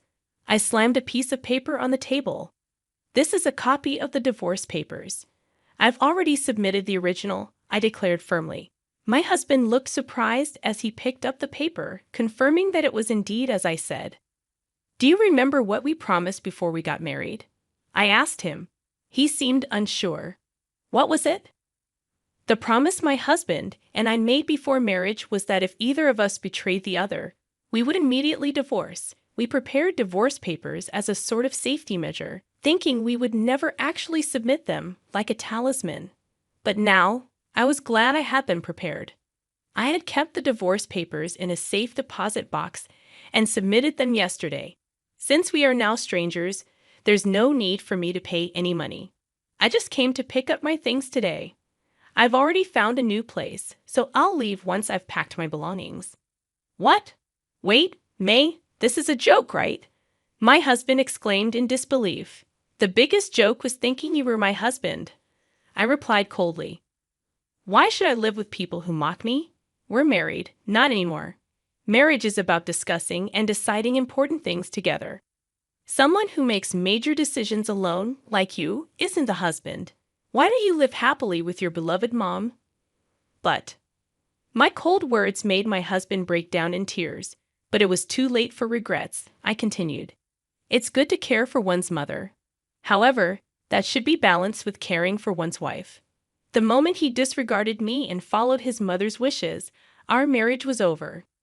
This house is in your name, right? I reminded him. I saw the estimate yesterday, and the contract is under your name.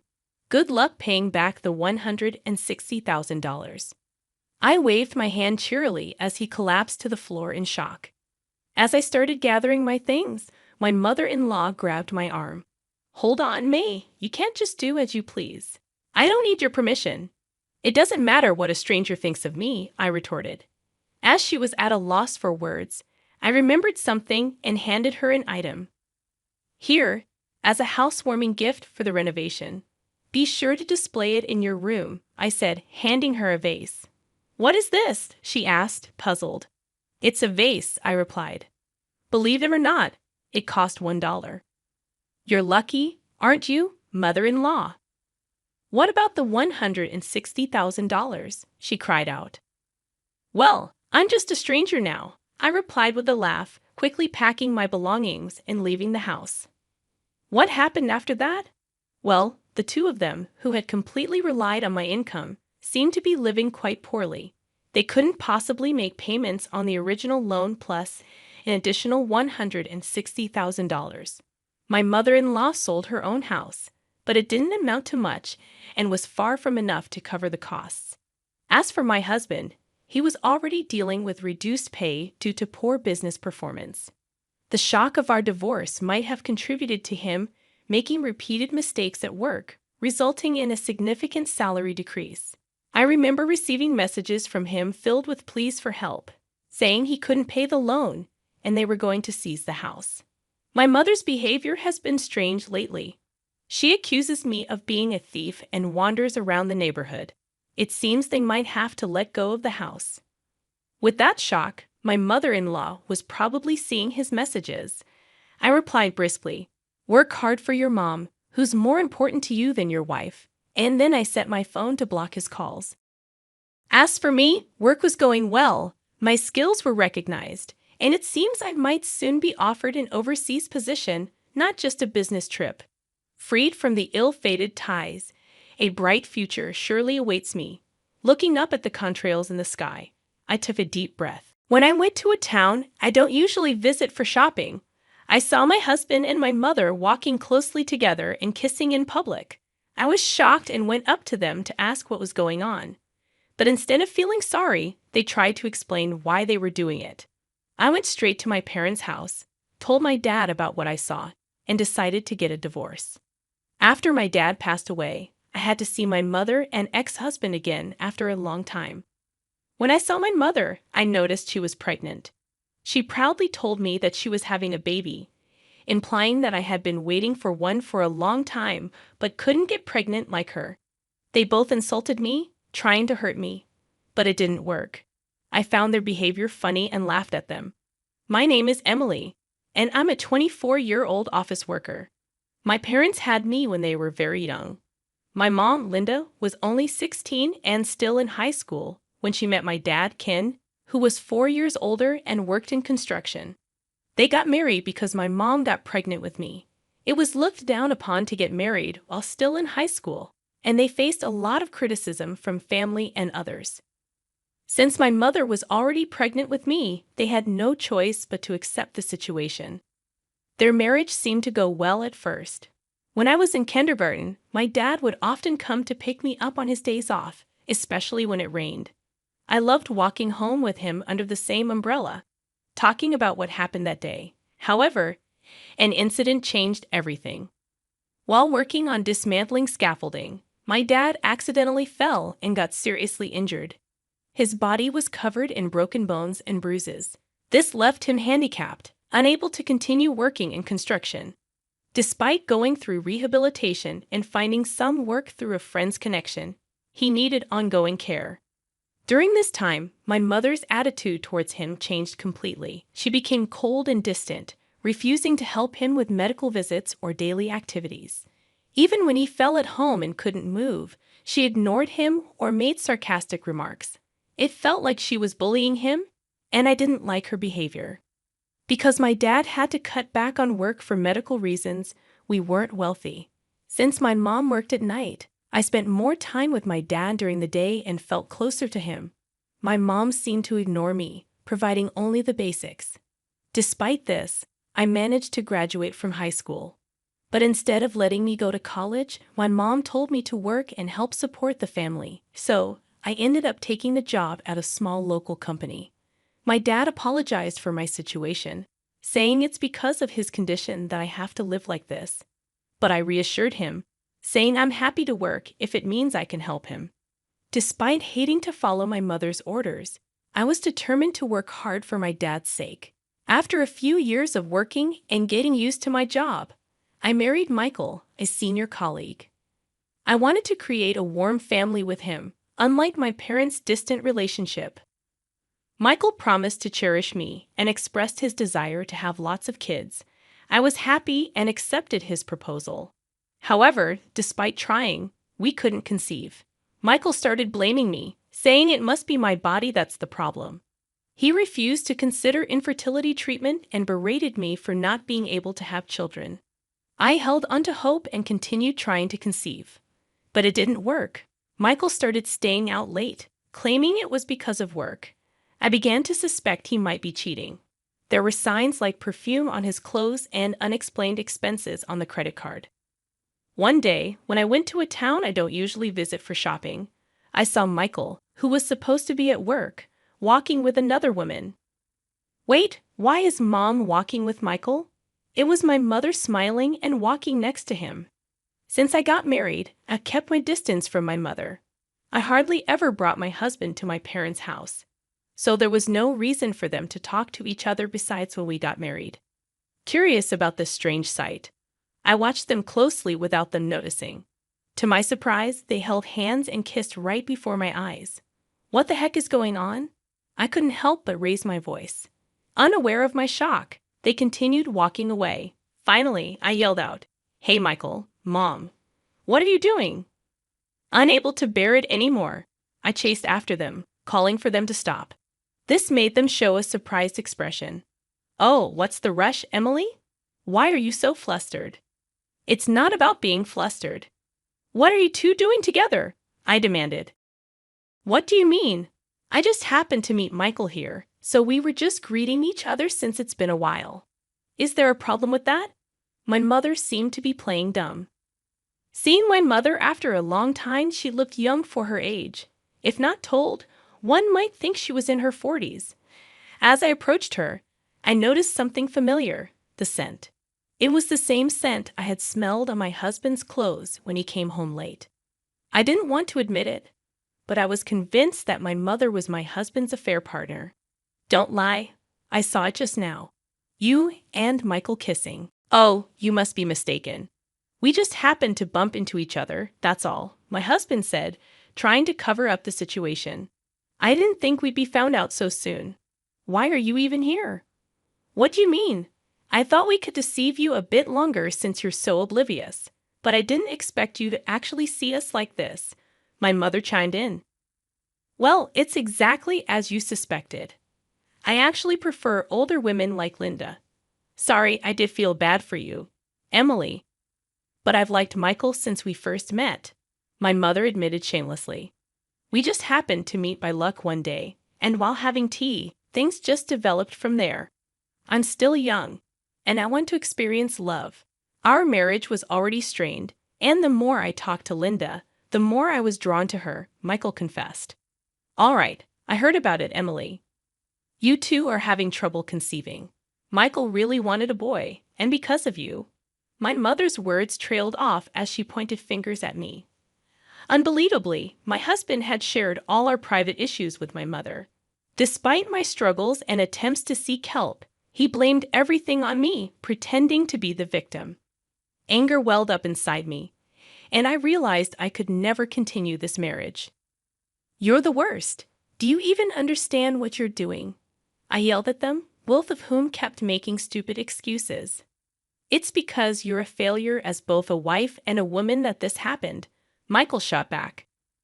I don't need a husband like you. I want a divorce, I declared. Honestly, I've been tired of you for a long time, always making excuses and unable to have kids. It'll be a relief to be rid of a useless, good-for-nothing wife like you, Michael spat. Despite claiming to feel bad, my mother's apology was insincere. But then I threatened to tell Dad about the affair, and her demeanor changed. There's no evidence of our affair anyway. It's your and Michael's business if you divorce, but I'll divorce when I feel like it. Let's go, Michael, my mother said, urging him to leave. Despite their obvious affair, my mother didn't seem to want to divorce my father immediately, unlike Michael. I went straight to my parents' house and told my father everything. So, I've put up with that woman for years. I never expected her to be this terrible to her own daughter. My father expressed his disappointment with a bitter look. Michael and I will get a divorce. I can't stay married after what happened. What will you do about Mom? I asked. Don't worry, I have a plan. I won't let them have their way, my father assured me. Later, Michael sent a completed divorce form, which I signed, finalizing our divorce. My mother hadn't returned home since then, apparently eloping with Michael. Though it was infuriating, my father told me to let go of them both, and I decided to forget about my ex-husband and my mother. After moving out of the apartment I shared with Michael, I returned to my parents' house. My father had become quite capable of taking care of himself, ironically thanks to my mother's lack of assistance. It's unfortunate things turned out this way, but I'm happy to be living with you again, Emily. Thank you for coming back, my father said, as we spent a brief period of peace together. But that life didn't last long. My father got sick with pneumonia that was going around and suddenly was on the brink of life and death. Emily, I've made you endure so much, and I'm truly sorry. From now on, live your life the way you want, my father said with a fading consciousness, firmly grasping my hand. I nodded through my tears. Despite the efforts to treat him, his condition rapidly worsened, and he passed away. Dad, I can't believe you're gone so suddenly. I wish I had been there more for you, I whispered, grief-stricken. While preparing for my father's funeral in a state of depression, an unexpected visitor came to our house. Long time no see. Heard he died, my mother said. And to my dismay, my ex-husband Michael was standing there too. They entered the house with disagreeable smiles on their faces. What are you doing here? Now leave, I demanded, shocked by their presence. Huh. Who do you think you are? I am his wife, you know. It's only natural for his wife to come running when her husband dies, my mother retorted. How dare you say that after running off and not contacting us for years? I shot back. Ah, yes, say whatever you want. But no matter how much you scream, I am his wife. That means I have a right to the inheritance. There was insurance, wasn't there? Disgusting. So that's why you never divorced Dad, my mother said, pressing the issue. That's when I noticed something about my mother. She was wearing maternity clothes, and her belly was really big. Noticing my gaze, she laughed triumphantly. Oh, you noticed? Yes, I'm carrying Michael's child, Emily. You couldn't have one no matter how long you waited, so I'll have the child instead. Unlike you, we managed to have a child right away. Now I can finally become a father. Breaking up with you was truly for the best, my mother said, hurling the most hurtful insults she could. However, their plans to hurt me backfired. Unfortunately for them, I wasn't affected at all. Oh, that's hilarious. Both of you look so stupid together, I laughed, holding my stomach as the two looked dumbfounded. Ridiculous. But are you sure that child is really Michael's? I questioned. Michael looked annoyed at my question, but my mother's demeanor suddenly changed. Her eyes darted around, and she seemed visibly shaken, though Michael didn't seem to notice. It's definitely my child. Don't say such baseless things just because you're bitter, my mother snapped. Yes, that's right. Don't be so sour about it. We'll see if it's a baseless claim once you see this, I said, stepping away and returning with a document in hand. I presented it to them. What's this all of a sudden? Oh, what? What are you so shocked about? It can't be that important. What's this supposed to mean? Both were shocked by the content of the document. It was an investigation report from a detective agency summarizing my mother's social interactions. Not long after my mother eloped with Michael, I coincidentally saw her in the city. However, she was not with Michael, but with a young man I didn't recognize. Following them discreetly, they entered a hotel together. What does this mean? Could it be that Mom is? I decided to have my mother's behavior investigated after consulting with my father during his lifetime, thinking it might be useful someday. The detective agency's investigation confirmed that indeed my mother was deeply involved with a man other than Michael. Reading the document with a look of disbelief, Michael saw detailed information about my mother and her lover. After finishing the report, he glared at my mother standing beside him. What in the world? Were you deceiving me? That's ridiculous, Michael exclaimed. Emily is lying. The child in my belly is definitely yours, my mother insisted, despite being flustered. Who do you believe, Emily or me? My mother asked, trying to persuade Michael. That makes sense. Accusing your own mother just because you couldn't have children. What a terrible woman, Michael said, persuaded by my mother and seeming to regain his composure. They decided that the report was false and began to blame me once again. You're free to believe what you want. But unfortunately, there's conclusive evidence. You can come out now, I said, calling someone in the next room. Then a man entered. Who's that? Who is he? I don't know him. Both were puzzled by the appearance of the man they didn't recognize. This is my husband. You wouldn't know him, of course, because after you, I got remarried to him. His name is Tom. I met him through a friend a year after divorcing Michael and remarried him. How does this man prove anything, unlike with you? I am actually pregnant with his child, of course. So what? Speak clearly? Don't you get it? I couldn't conceive with you, no matter how hard we tried. But with Tom, I got pregnant right away, I said firmly. Michael seemed to realize the implication of my words, and his eyes widened. You avoided going to the clinic because it was a hassle, but I had tests done, and there were no issues with my fertility. So the problem was with you. That's a lie. But it's strange, isn't it? Supposedly, you have infertility issues, yet my mother is pregnant. Are you sure that baby is yours? I challenged him. Faced with my question, Michael couldn't argue back and glared at Linda beside him. Hey, tell me the truth, I demanded. Ah, fine, you win. You admitted it pretty quickly. I thought you'd deny it more. Being with you, Michael, was just a game for me, my mother confessed. What do you mean? I was with you because you were Emily's husband, you know, wanting what someone else has. But my true love was another man. I was planning to leave you soon anyway, she continued. Shocked by her words, Michael was left speechless. I planned to enjoy this game until I got caught. Well, it doesn't matter whether or not I'm carrying his child. My right to the inheritance remains unchanged, my mother stated confidently. You're still talking about the inheritance. Unfortunately, you'll have to give up on that idea, I interjected. What? How many times do I have to say it? I never divorced your father, so I have a right to the inheritance. That's what I've been trying to tell you, my mother argued. There's no such right because you and Dad were divorced long ago, I revealed. What? That can't be, my mother exclaimed, her face turning pale. At my words, my mother, who had been smug until then, turned pale. Michael was still glaring at her. I'm going home, my mother muttered, realizing her affair was exposed, and that she would not receive any inheritance. Later, my mother did give birth to a boy, but it was clear without even needing a DNA test that he was not Michael's child.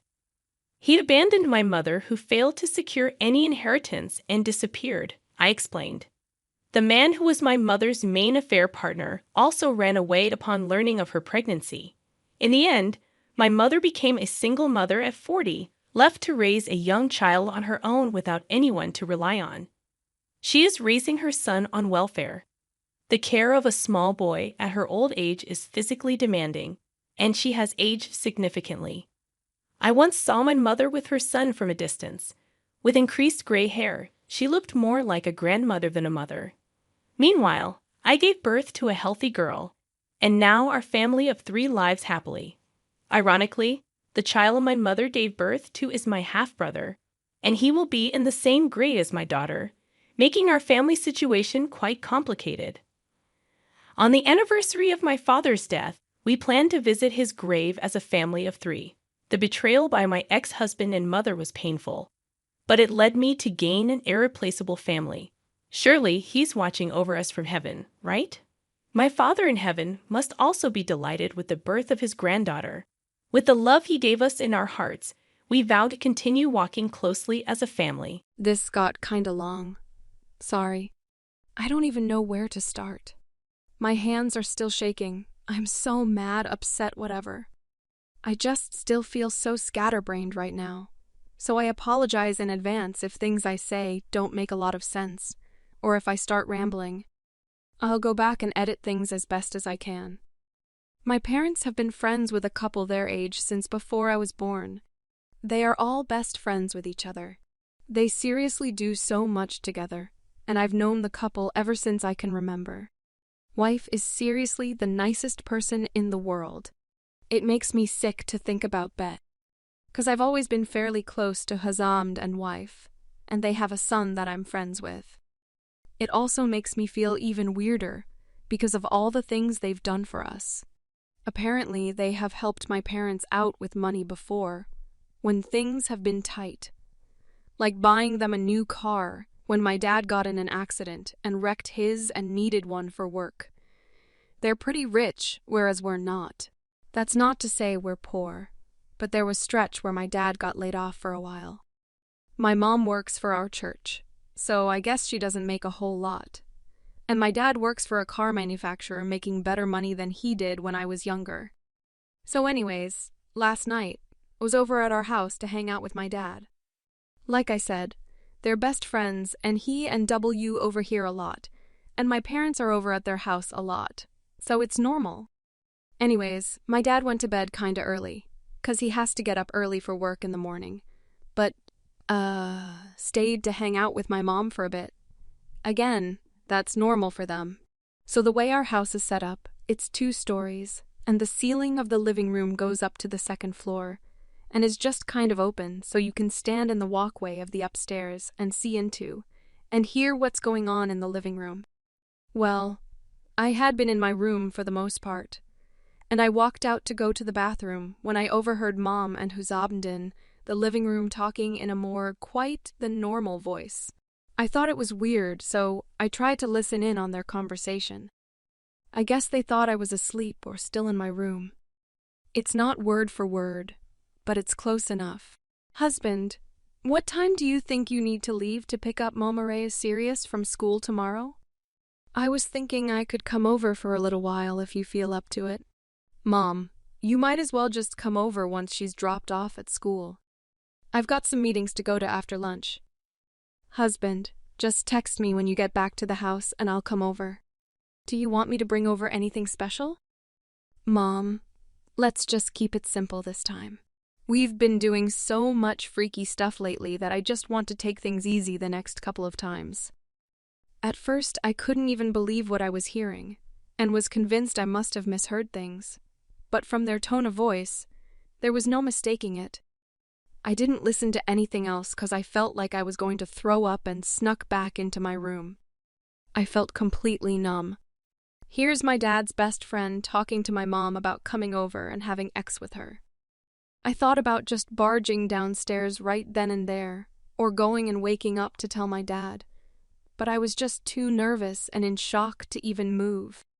After laying in my bed for what felt like an eternity, I finally decided I would get up before my dad left for work and talk to him about what I heard. Anyways, to make an even longer story short, I went downstairs around 5 a.m. when I heard my dad making breakfast and told him I needed to talk. After about 10 minutes of just rambling, I finally told him what I heard. At first, he had a look of surprise on his face, but pretty quickly, he went back to looking like normal. He didn't even sound any different when he talked and just said, "Don't worry about anything." I'm sure you just misunderstood what they said. I was like, "No, Dad. I heard the way they were talking to each other."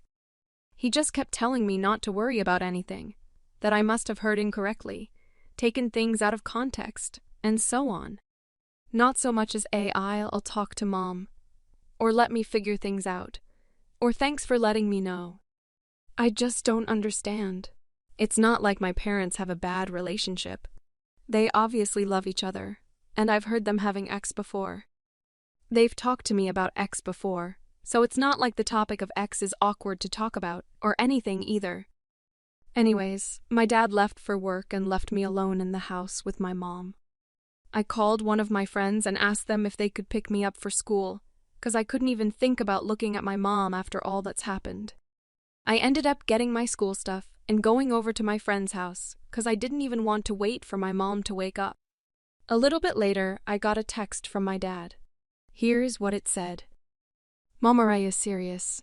I appreciate you coming to me this morning and talking. I again just want to tell you not to worry about whatever it is you heard. Like I said, I'm sure you just misunderstood what Mom and H were talking about. Please don't let this affect your day, and just stay focused on school. We can talk more when I get home, if you want. At this point, I just don't know what to do. I'm stuck at school. My dad either doesn't believe me, or he does but doesn't care, and I can't even bear the thought of seeing my mom. I was thinking of either calling out my mom to her face when I get home, but the more I think about that, the more I know I probably couldn't do it. I was also thinking of texting W and letting her know. She is so nice and doesn't deserve to be cheated on either. If my dad is just going to say the same thing as this morning, I don't even want to bother with talking to him again. Update. Figured it wasn't worth making a new post just to update, so I'm putting it here. Before I get into it though, I want to address a few things. First, thank you to everyone who gave me some advice. I know this may not seem like a big issue to some people, but it was very stressful for me, and this was a good place to vent and get my thoughts together and get some outside opinions. Second, many people have been telling me that I'm not entitled to know anything about my parents' ex-life, and I completely understand this. I'm not looking for the nitty-gritty details. I just want to know that everything is okay. When my dad was telling me don't worry, maybe you didn't hear them correctly. You misunderstood.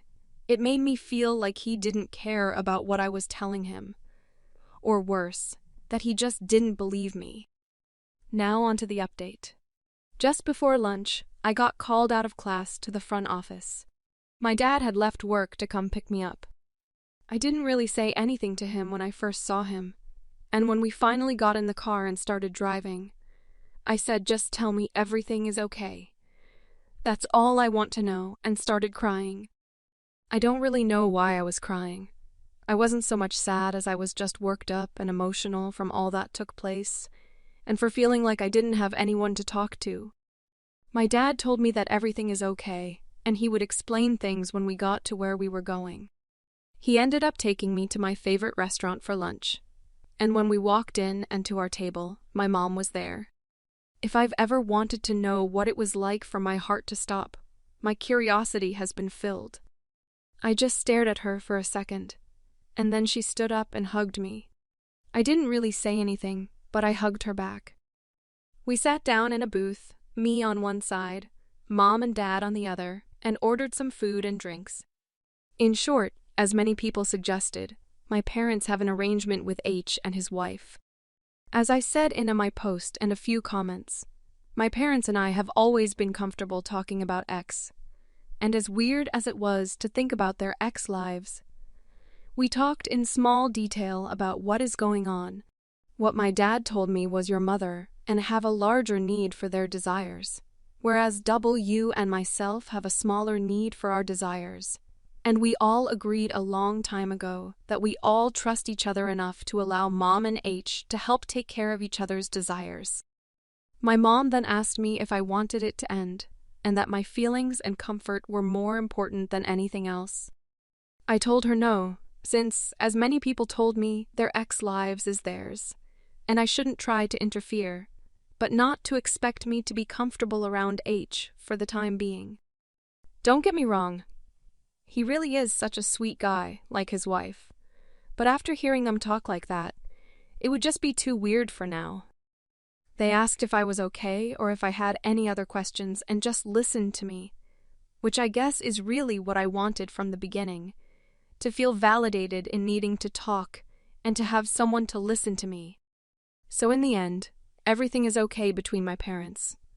I got out of school early and had a great lunch. Now I'm going to go home and catch up on the sleep I lost last night. Do you have an extra room? I'm moving in, so you'll need to leave. My sister-in-law and mother-in-law showed up at my new house suddenly. They looked around without even stopping to honor my mother's plaque. Then they demanded that I leave. My husband Jason acted like he didn't care, just lounging on the sofa with our cat. I felt like it was the end, but I decided to calmly say okay and sell the house. I hadn't even lived there much. My name is Madison, and I'm a 30-year-old office worker. I grew up with just my mom, who struggled financially. I worked hard to get scholarships to help her out. She always wanted me to go to college, probably because she didn't have a degree herself. So, I studied a lot while others were out having fun. I got into a top university and landed a job at a big company right after graduating. When I got my first paycheck, my mom and I celebrated by treating ourselves to sushi in Beverly Hills. But when we were at the fancy restaurant, we were both so nervous that we couldn't enjoy the food. I'm worried about fitting in at a glamorous company because I'd always focused on my studies. But my colleagues were really nice and I managed to do okay. Even though I had a good salary, my mom and I still stuck to our frugal habits. She kept working part-time, and we lived in our small apartment. Our only splurge was going out for nice meals once in a while. Every time we did, my mom would thank me for being such a wonderful daughter who could treat her to meals like that. It made me feel proud, like all my hard work was worth it. But 4 years into my career, my mom's health started to decline. We went on a spa trip hoping it would help, but she didn't get better. She kept going through ups and downs, and I worried constantly about what I would do without her. That's when I met Jason. He was 2 years younger and a smooth talker. At 27, I'd never had a boyfriend because I was always busy with studying and afraid of being judged. Jason effortlessly became a part of my life. We both didn't have dads and loved cats, so we bonded over that. Eventually, he suggested we go to a cafe, and I agreed, feeling excited. He texted me later saying he wanted to ask sooner but was afraid of rejection. I was thrilled, not realizing then that it might have been a line he used before. But I believed he truly cared for me. And as our relationship progressed, something miraculous happened. My mom began to regain her spirits. Seeing me dress up and go out made her smile. She'd say, "I'll take care of the house, you go and have a good time," almost as if she were going on the date herself. I always thought sacrificing my happiness was the way to repay her, but I realized that my happiness made her happy too, just as her happiness was mine. As Jason and I got closer, my mom's health improved, and she spent less time in bed. When I told Jason about a conversation with my mom, he proposed. He said, "Hey, why don't we just get married? That way your mom can rest a little easier." Even though it was only 6 months into our relationship, I was completely smitten with Jason. His sister and mother were hairstylists who ran a salon together, and since they planned to live together in the future, he assured me that it wouldn't be a problem for him to live with my mother. When I introduced Jason to my mother, she was moved to tears and grasped both his hands, saying, "Please take good care of Madison." Jason firmly held her hands in return and declared, while looking into my mother's eyes, "I'm honored, ma'am. I might be younger and not very reliable, but I promise to make Madison happy." At that moment, I was so overjoyed I almost cried. But looking back now, I realized he was nothing but a terrible jerk. I would later come to understand how little experience I had with the opposite sex, or rather, how little I knew about the world. Following his declaration, Jason moved in with us, bringing along a slightly large suitcase. He suggested it would be best to start living together in the house my mother was accustomed to. We welcomed Jason into our small apartment, and while my mother enthusiastically explained how everything worked, he barely listened. He said, "Don't mind me. I doubt I'll be here much." I knew he was often out drinking for work and busy with client golf or surfing on Sundays, so I thought that was what he was referring to. But the reality was different. He truly never came home. On the rare occasions he did, he would just take a bath, sleep, and upon waking up, ask me, "Hey, can you give me some money for food?" At first, I didn't understand and asked him honestly, "Why don't you just eat here? Besides, what about your share of the living expenses?" Jason had not been contributing financially to the household, and my mother and I were living just as we had before. He then laughed with a puzzled look on his face. "Living expenses? Why should I when I'm hardly ever here?" I almost agreed with him for a second, but then I snapped out of it and confronted him. "Wait a minute, we're married, right? That means we're supposed to share our lives together. So you want me to come home every day?" "No, I get that you're busy and maybe staying at friends' places, but I'd like to get a message from you when that's the case." While we were dating, Jason was very attentive, always letting me know if he was going to be late for a date, and he never broke a promise. But after we got married, he stopped reading my texts, and days would go by without a reply. When I brought this up, Jason suddenly turned ice cold and said, "Didn't think you were the kind of woman to say stuff like that," and turned away. His cold expression was something I had never seen before, and it chilled me to the bone. So I blurted out, "I'm sorry, I didn't mean to be possessive." And he instantly softened, "I know, but come on, we're married, right? Don't you trust me?" he asked, tilting his head. I shook my head vigorously. "No, that's not it. I do trust you," I said, almost in tears, and he looked into my eyes and whispered, "Thank you," then quickly added, "So about $600 will do, okay?" Fearing he might leave me, I gave in and handed over the money. In hindsight, that was the beginning of a nightmare. To avoid worrying my mother, I couldn't confide in her and explained that Jason was just on a lot of business trips. Alone with my thoughts, I continued this strange marriage where I would give money to Jason whenever he occasionally came home. When I finally couldn't stand it anymore and confronted him, he simply wrote his name on a divorce paper and handed it to me, saying, "If you get sick of this, you can leave me at any time." It's strange how humans work. Being given such an option made it impossible for me to leave. Jason had clearly read my mind. My mom noticed something was off with me, but she never tried to address it. As half a year passed, for some reason, my mother-in-law and sister-in-law started coming over to our place more often.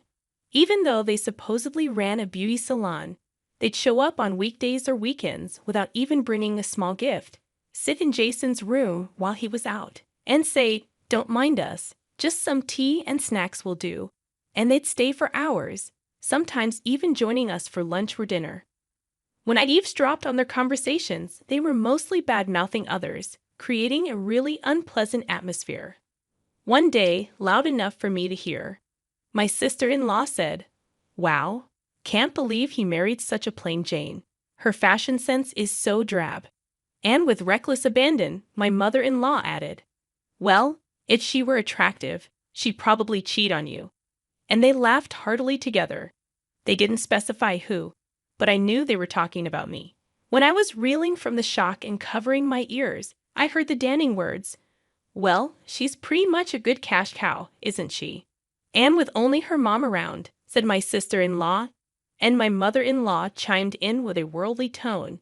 "Seems easy enough to get money out of her. Plus, we get to do whatever we want," and they cackled again. I wanted to storm out of the room and tell them to leave, but I couldn't bring myself to do it. Since that day, I've been feeling really down. Jason, as usual, didn't come home and didn't even read my messages. During this time, I failed to notice my mom's health deteriorating again. Then, one day at work, I got a call that my mom had been rushed to the hospital by ambulance. When I got there, I found out she had fallen down the stairs of our apartment complex, severely injuring her back. The doctor said that given her age, she'd likely have to use a wheelchair from now on. From what I was told, Mom had been feeling under the weather for quite some time, experiencing frequent bouts of dizziness. It seems that dizziness was the culprit behind her fall down the stairs. My mom kept apologizing, saying, "I'm so sorry, Madison. I'm really sorry." Over and over.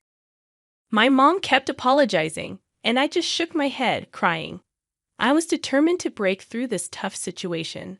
Given that my mom's hospital stay would be quite long, including rehabilitation, I decided to look for a wheelchair-accessible home. Fortunately, we had lived frugally, so there was a decent amount of savings. My mom always loved looking at home ads in the newspapers, often saying how much she'd like to live in such houses. I held on to the hope that buying the home she dreamt of might bring her spirit back.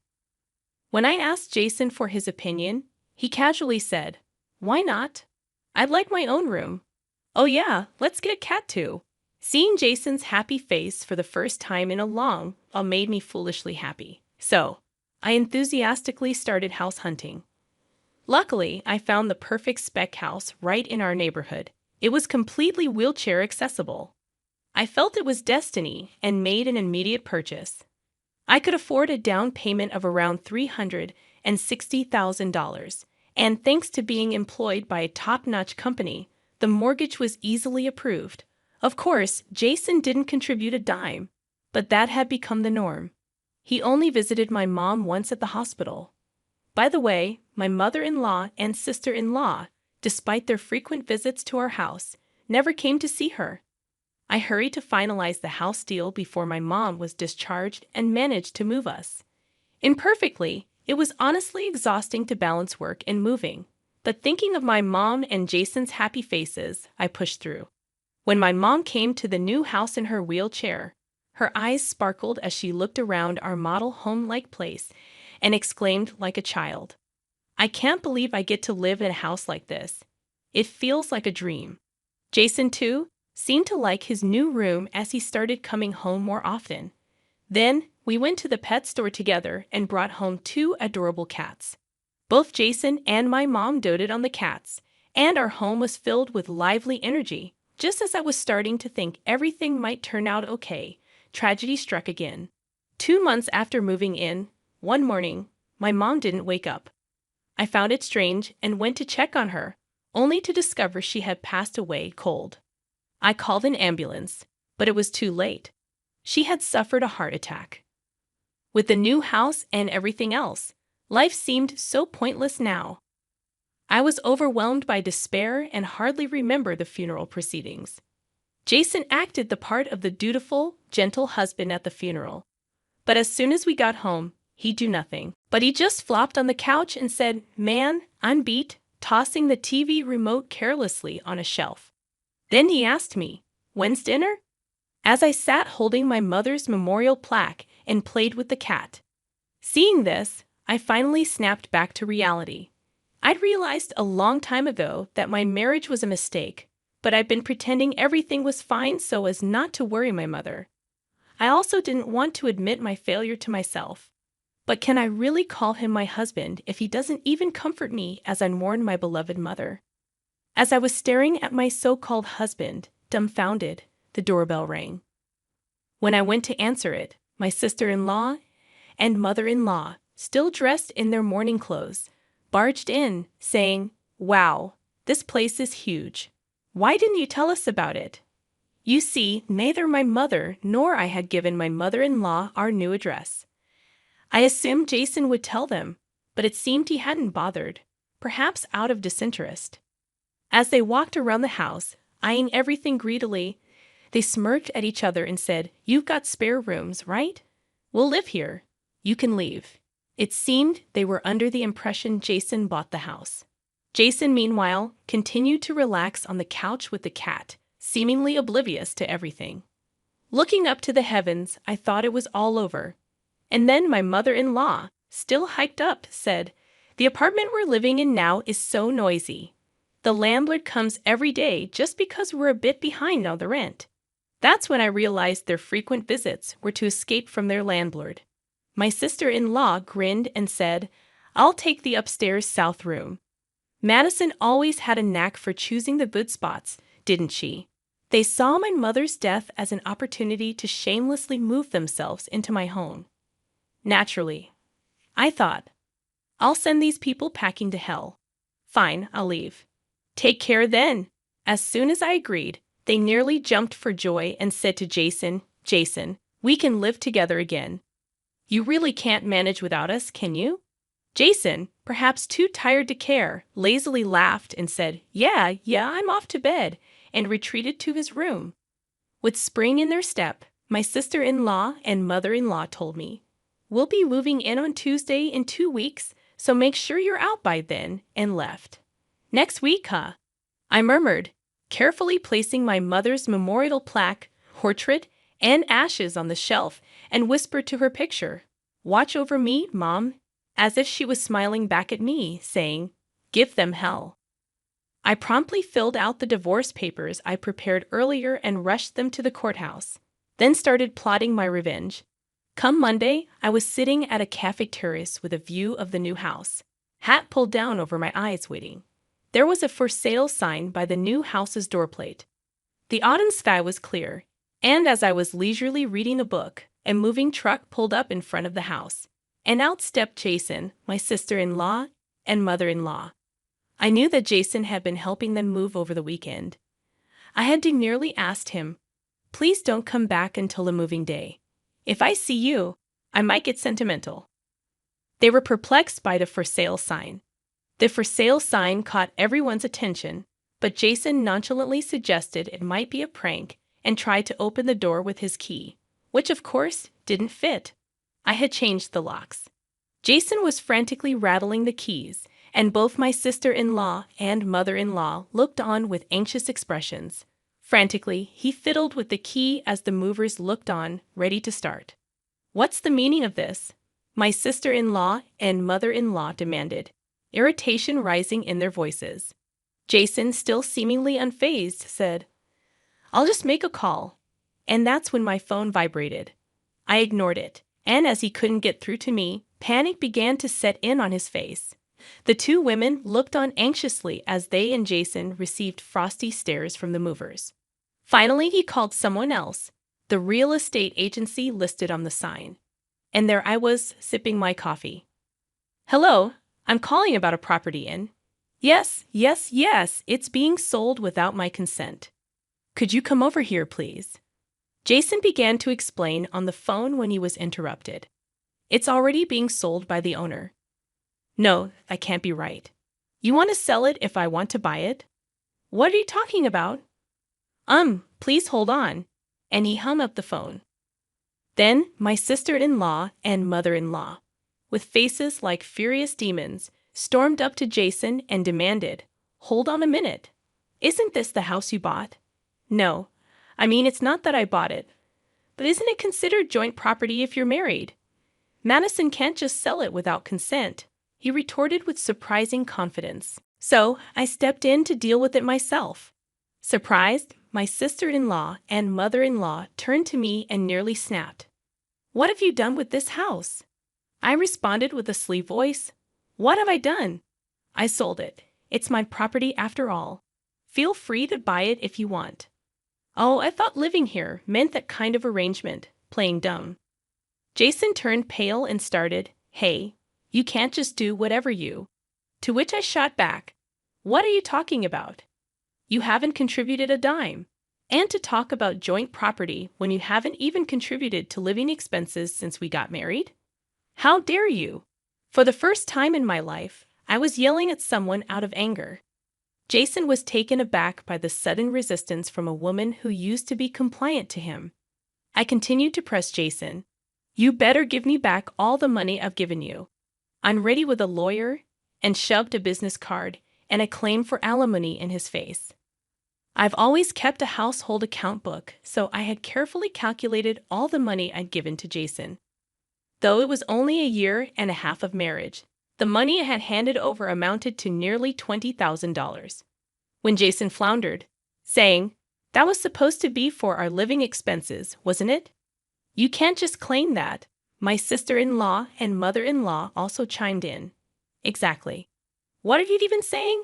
A housewife receiving living expenses is a given. Claiming that back is terrifying for an elite woman," to which I shouted back, "Shut up. Don't meddle in someone else's business. And you too? Have some nerve." It felt like something inside me had exploded. Both my sister-in-law and mother-in-law seemed overwhelmed by my outburst and began to tremble, holding each other. There was no way I was going to lose to these women who were always bad-mouthing others behind their backs. Jason started to back away, looking like he might run off at any moment. He was the type of man who'd run when things got tough. No use in running. I said firmly, "I'm going to make sure you settle this properly." It seemed my resolve had an impact. Jason, too, collapsed just like my sister-in-law and mother-in-law, looking completely lost. The movers, looking troubled, said, Where should we move the items to?" I replied, though it felt cruel, "I don't know, ask them," wondering where to move to when they don't even have a house, and I just smiled sweetly. What happened to them after they lost their place to go? I don't know. They probably rented a new apartment through some contacts of Jason. Jason had quit his job at a company soon after marrying me. He was scouted for a nightclub because of his playboy skills. Every night, he used the money for me like water. And while it seemed to go well at first, by the time I built our new house, he was scraping by. My sister-in-law and mother-in-law, unaware of such things, had come to depend on Jason's supposed financial strength based on the new house he had built and moved in as soon as my mother passed away. They used to say, "The beauty salon business is going well lately. We can support you so you don't have to worry about anything." But in reality, the beauty salon managed by my mother-in-law had long since gone under. Swamped with debt and lacking real skill as hairdressers, they couldn't hold down jobs at any salon they went to. They had both been planning to rely on each other and ended up failing. Eventually, Jason got into trouble with some shady characters and disappeared. It was a fitting end for such a deadbeat man. My sister-in-law and mother-in-law are also missing, and I can't help but think they haven't exactly had the best lives. I couldn't get alimony from Jason, but I've come to see it as the cost of a life lesson. After the divorce, people have said I seem different, and somehow I've entered what you'd call my prime time for attracting others. It seems I used to be seen as serious and quiet, but now there's a certain settled confidence about me that has become attractive.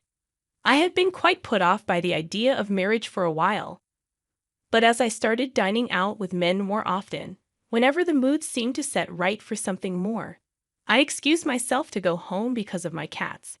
Their reaction in such moments is quite telling of their character, So it's been a good strategy for sizing up men.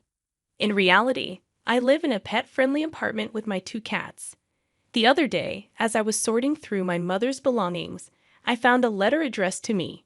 It was dated the month before she passed, right around when I'd settled into my new place. The letter was filled with various memories from my childhood through to my professional life. And it ended with her usual phrase, "To live in such a nice home, to lead such a good life. I've been blessed with a wonderful daughter. Thank you so much." I hugged that letter from my mother tightly and cried my eyes out for a while. Buying that new place definitely wasn't a waste.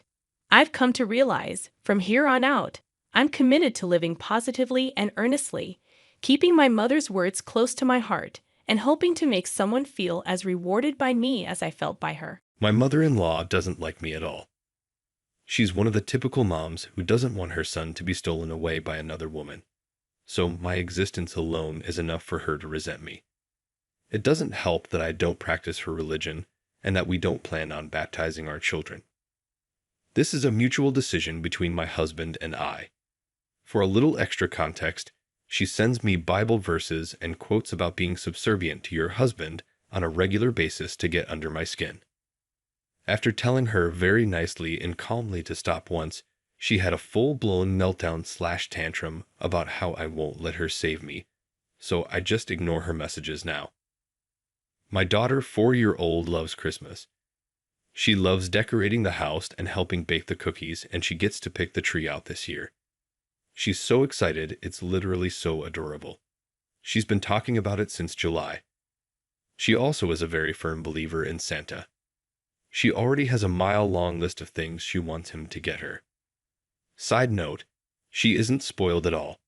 Some of the things on her list are random items she sees at the grocery store or things on our shelves.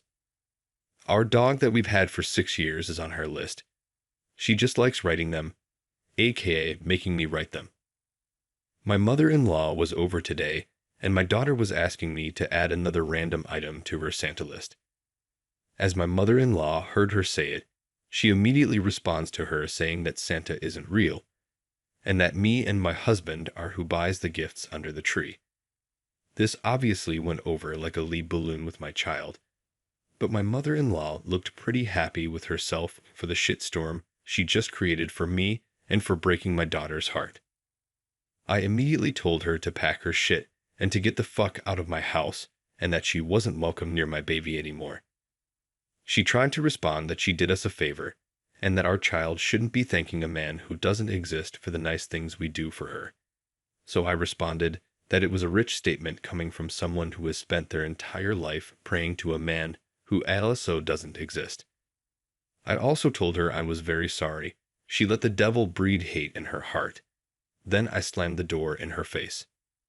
Husband is completely on my side and is completely shattered that his mom ruined something so special for our daughter, but we've received a few texts and calls from his siblings who think I was out of line and that I should be apologizing to her.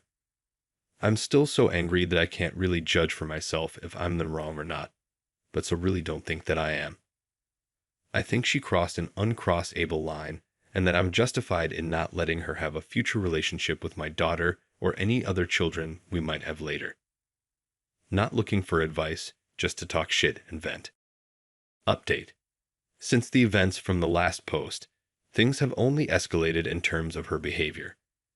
We've kept our stance on not letting her see our daughter, and we've had limited contact with her ourselves. But she's tried to find ways to circumvent my husband and I to gain access to our baby. She started sending our daughter presents that are clearly from Amazon, but with gift notes that say, "From the real Santa," and "Grandma will see you soon," and other insane things like that. We've been documenting all of this, and we started donating all of the toys and clothing to local charities or to our daughter's school's community pantry so a child with nothing can have them instead. We've also had my husband's sister call us and tell us his mom is on the verge of being suicidal because we took her only happiness away from her, to which we replied that she should be checked into inpatient if she's making those kinds of claims. Sorry if I sound cruel, but I won't let someone manipulate me like that.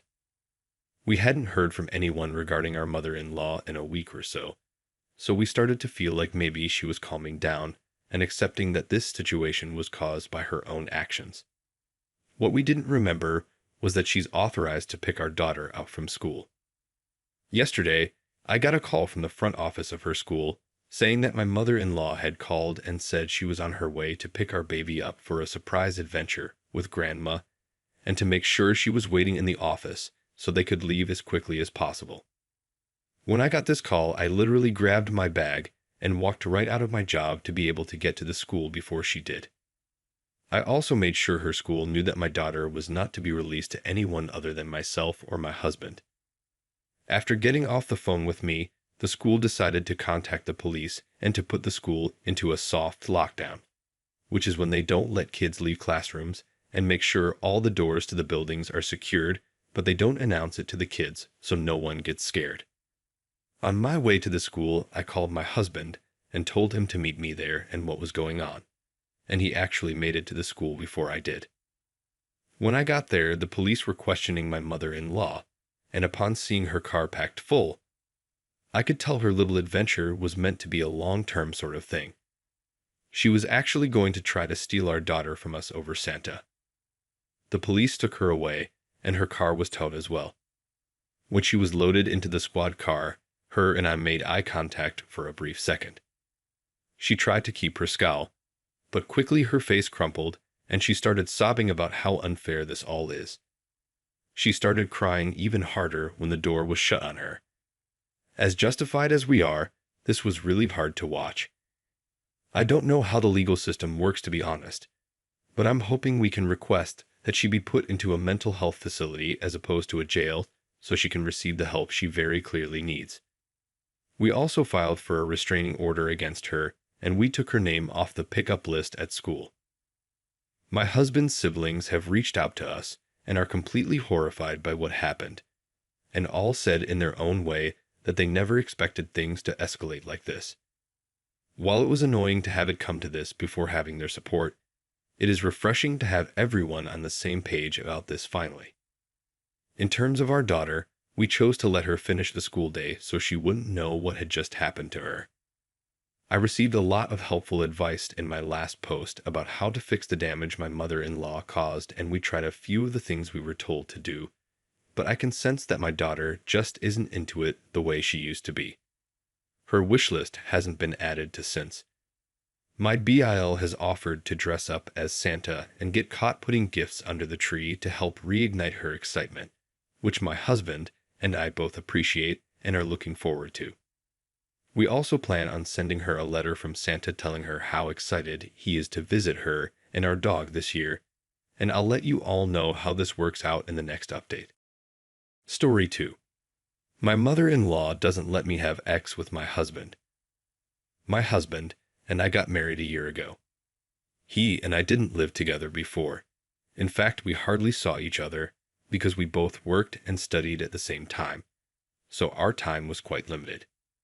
We got married and went to live together in his apartment. Unfortunately, 2 months after our wedding, his father died in an accident. My mother-in-law and my husband, who was an only child, were devastated as it was quite sudden. My mother-in-law, left alone, began to suggest to my husband that we move with her to her house to keep her company. But because she is from another state, we couldn't due to our jobs and college. Then she came to us. Our apartment is 2 rooms, so my mother-in-law occupied one and my husband and I occupied another. I mean, my mother-in-law never liked me. She is one of the mothers who think that no woman is good enough for her son. As a couple who are still in the honeymoon stage, we had sex very frequently. Every day, even up to twice a day. This changed when my mother-in-law arrived, since the apartment is small, so I didn't feel comfortable doing it with her living there. The thing is that when we did have sex with my husband, my mother-in-law magically interrupted us. It didn't matter what time it was, even if it was 3 a.m., she casually got up and knocked on our door asking, "What are we doing?" Or telling my husband that she feels bad because her head hurts or things like that. This has been going on since my mother-in-law moved in with us. It's been a stressful 7 months. Besides, I have no privacy of any kind, She criticizes everything I do, especially my food. My husband tries to give me my place, saying things like, "It's not true, Mom. The food tastes good." What really annoyed me was the fact that she started saying that several things of value and money were lost in her room casually the day I stayed at home. I had the day off from work and study in the afternoons. I really got fed up. I told my husband that this really wasn't what I expected. I agreed to let her move in with us because my father-in-law passed away, and I was really trying to be empathetic to her and her pain. But I'm not going to let her call me a thief. Now I'm at my parents' house. My husband keeps calling me and sending me messages to come back, but I don't know what to do anymore. This is really stressful. Update. Hello, good evening. Thank you all for your advice and comments. I tried to read them all. I wanted to give you a little update. I returned with my husband last Thursday. While I lived with my parents, we were talking and seeing each other. The first time I agreed to talk to him, I told him that he really had to do something about his mother because our relationship was going down the drain. He kicked his mother out. She didn't take it so well. Remember how I told you she wanted to sell her house? Well, she actually did. She put her house up for sale. What surprised me so much is that she listed her house for sale at well below the average cost, considering where that house is located. Apparently, she was about to close the deal with some potential buyers. She hasn't communicated with anyone since she left. We also don't know if she returned to her house. And now everything is fine. My husband also thanked me because he couldn't stand having his mother in our apartment anymore. I also made it very clear to my husband that if his mother had behaved differently, I would never really have minded if she stayed with us. I feel a little bad for her, but she really brought it on herself. I was always kind despite her treatment. Thanks guys for your comments and advice.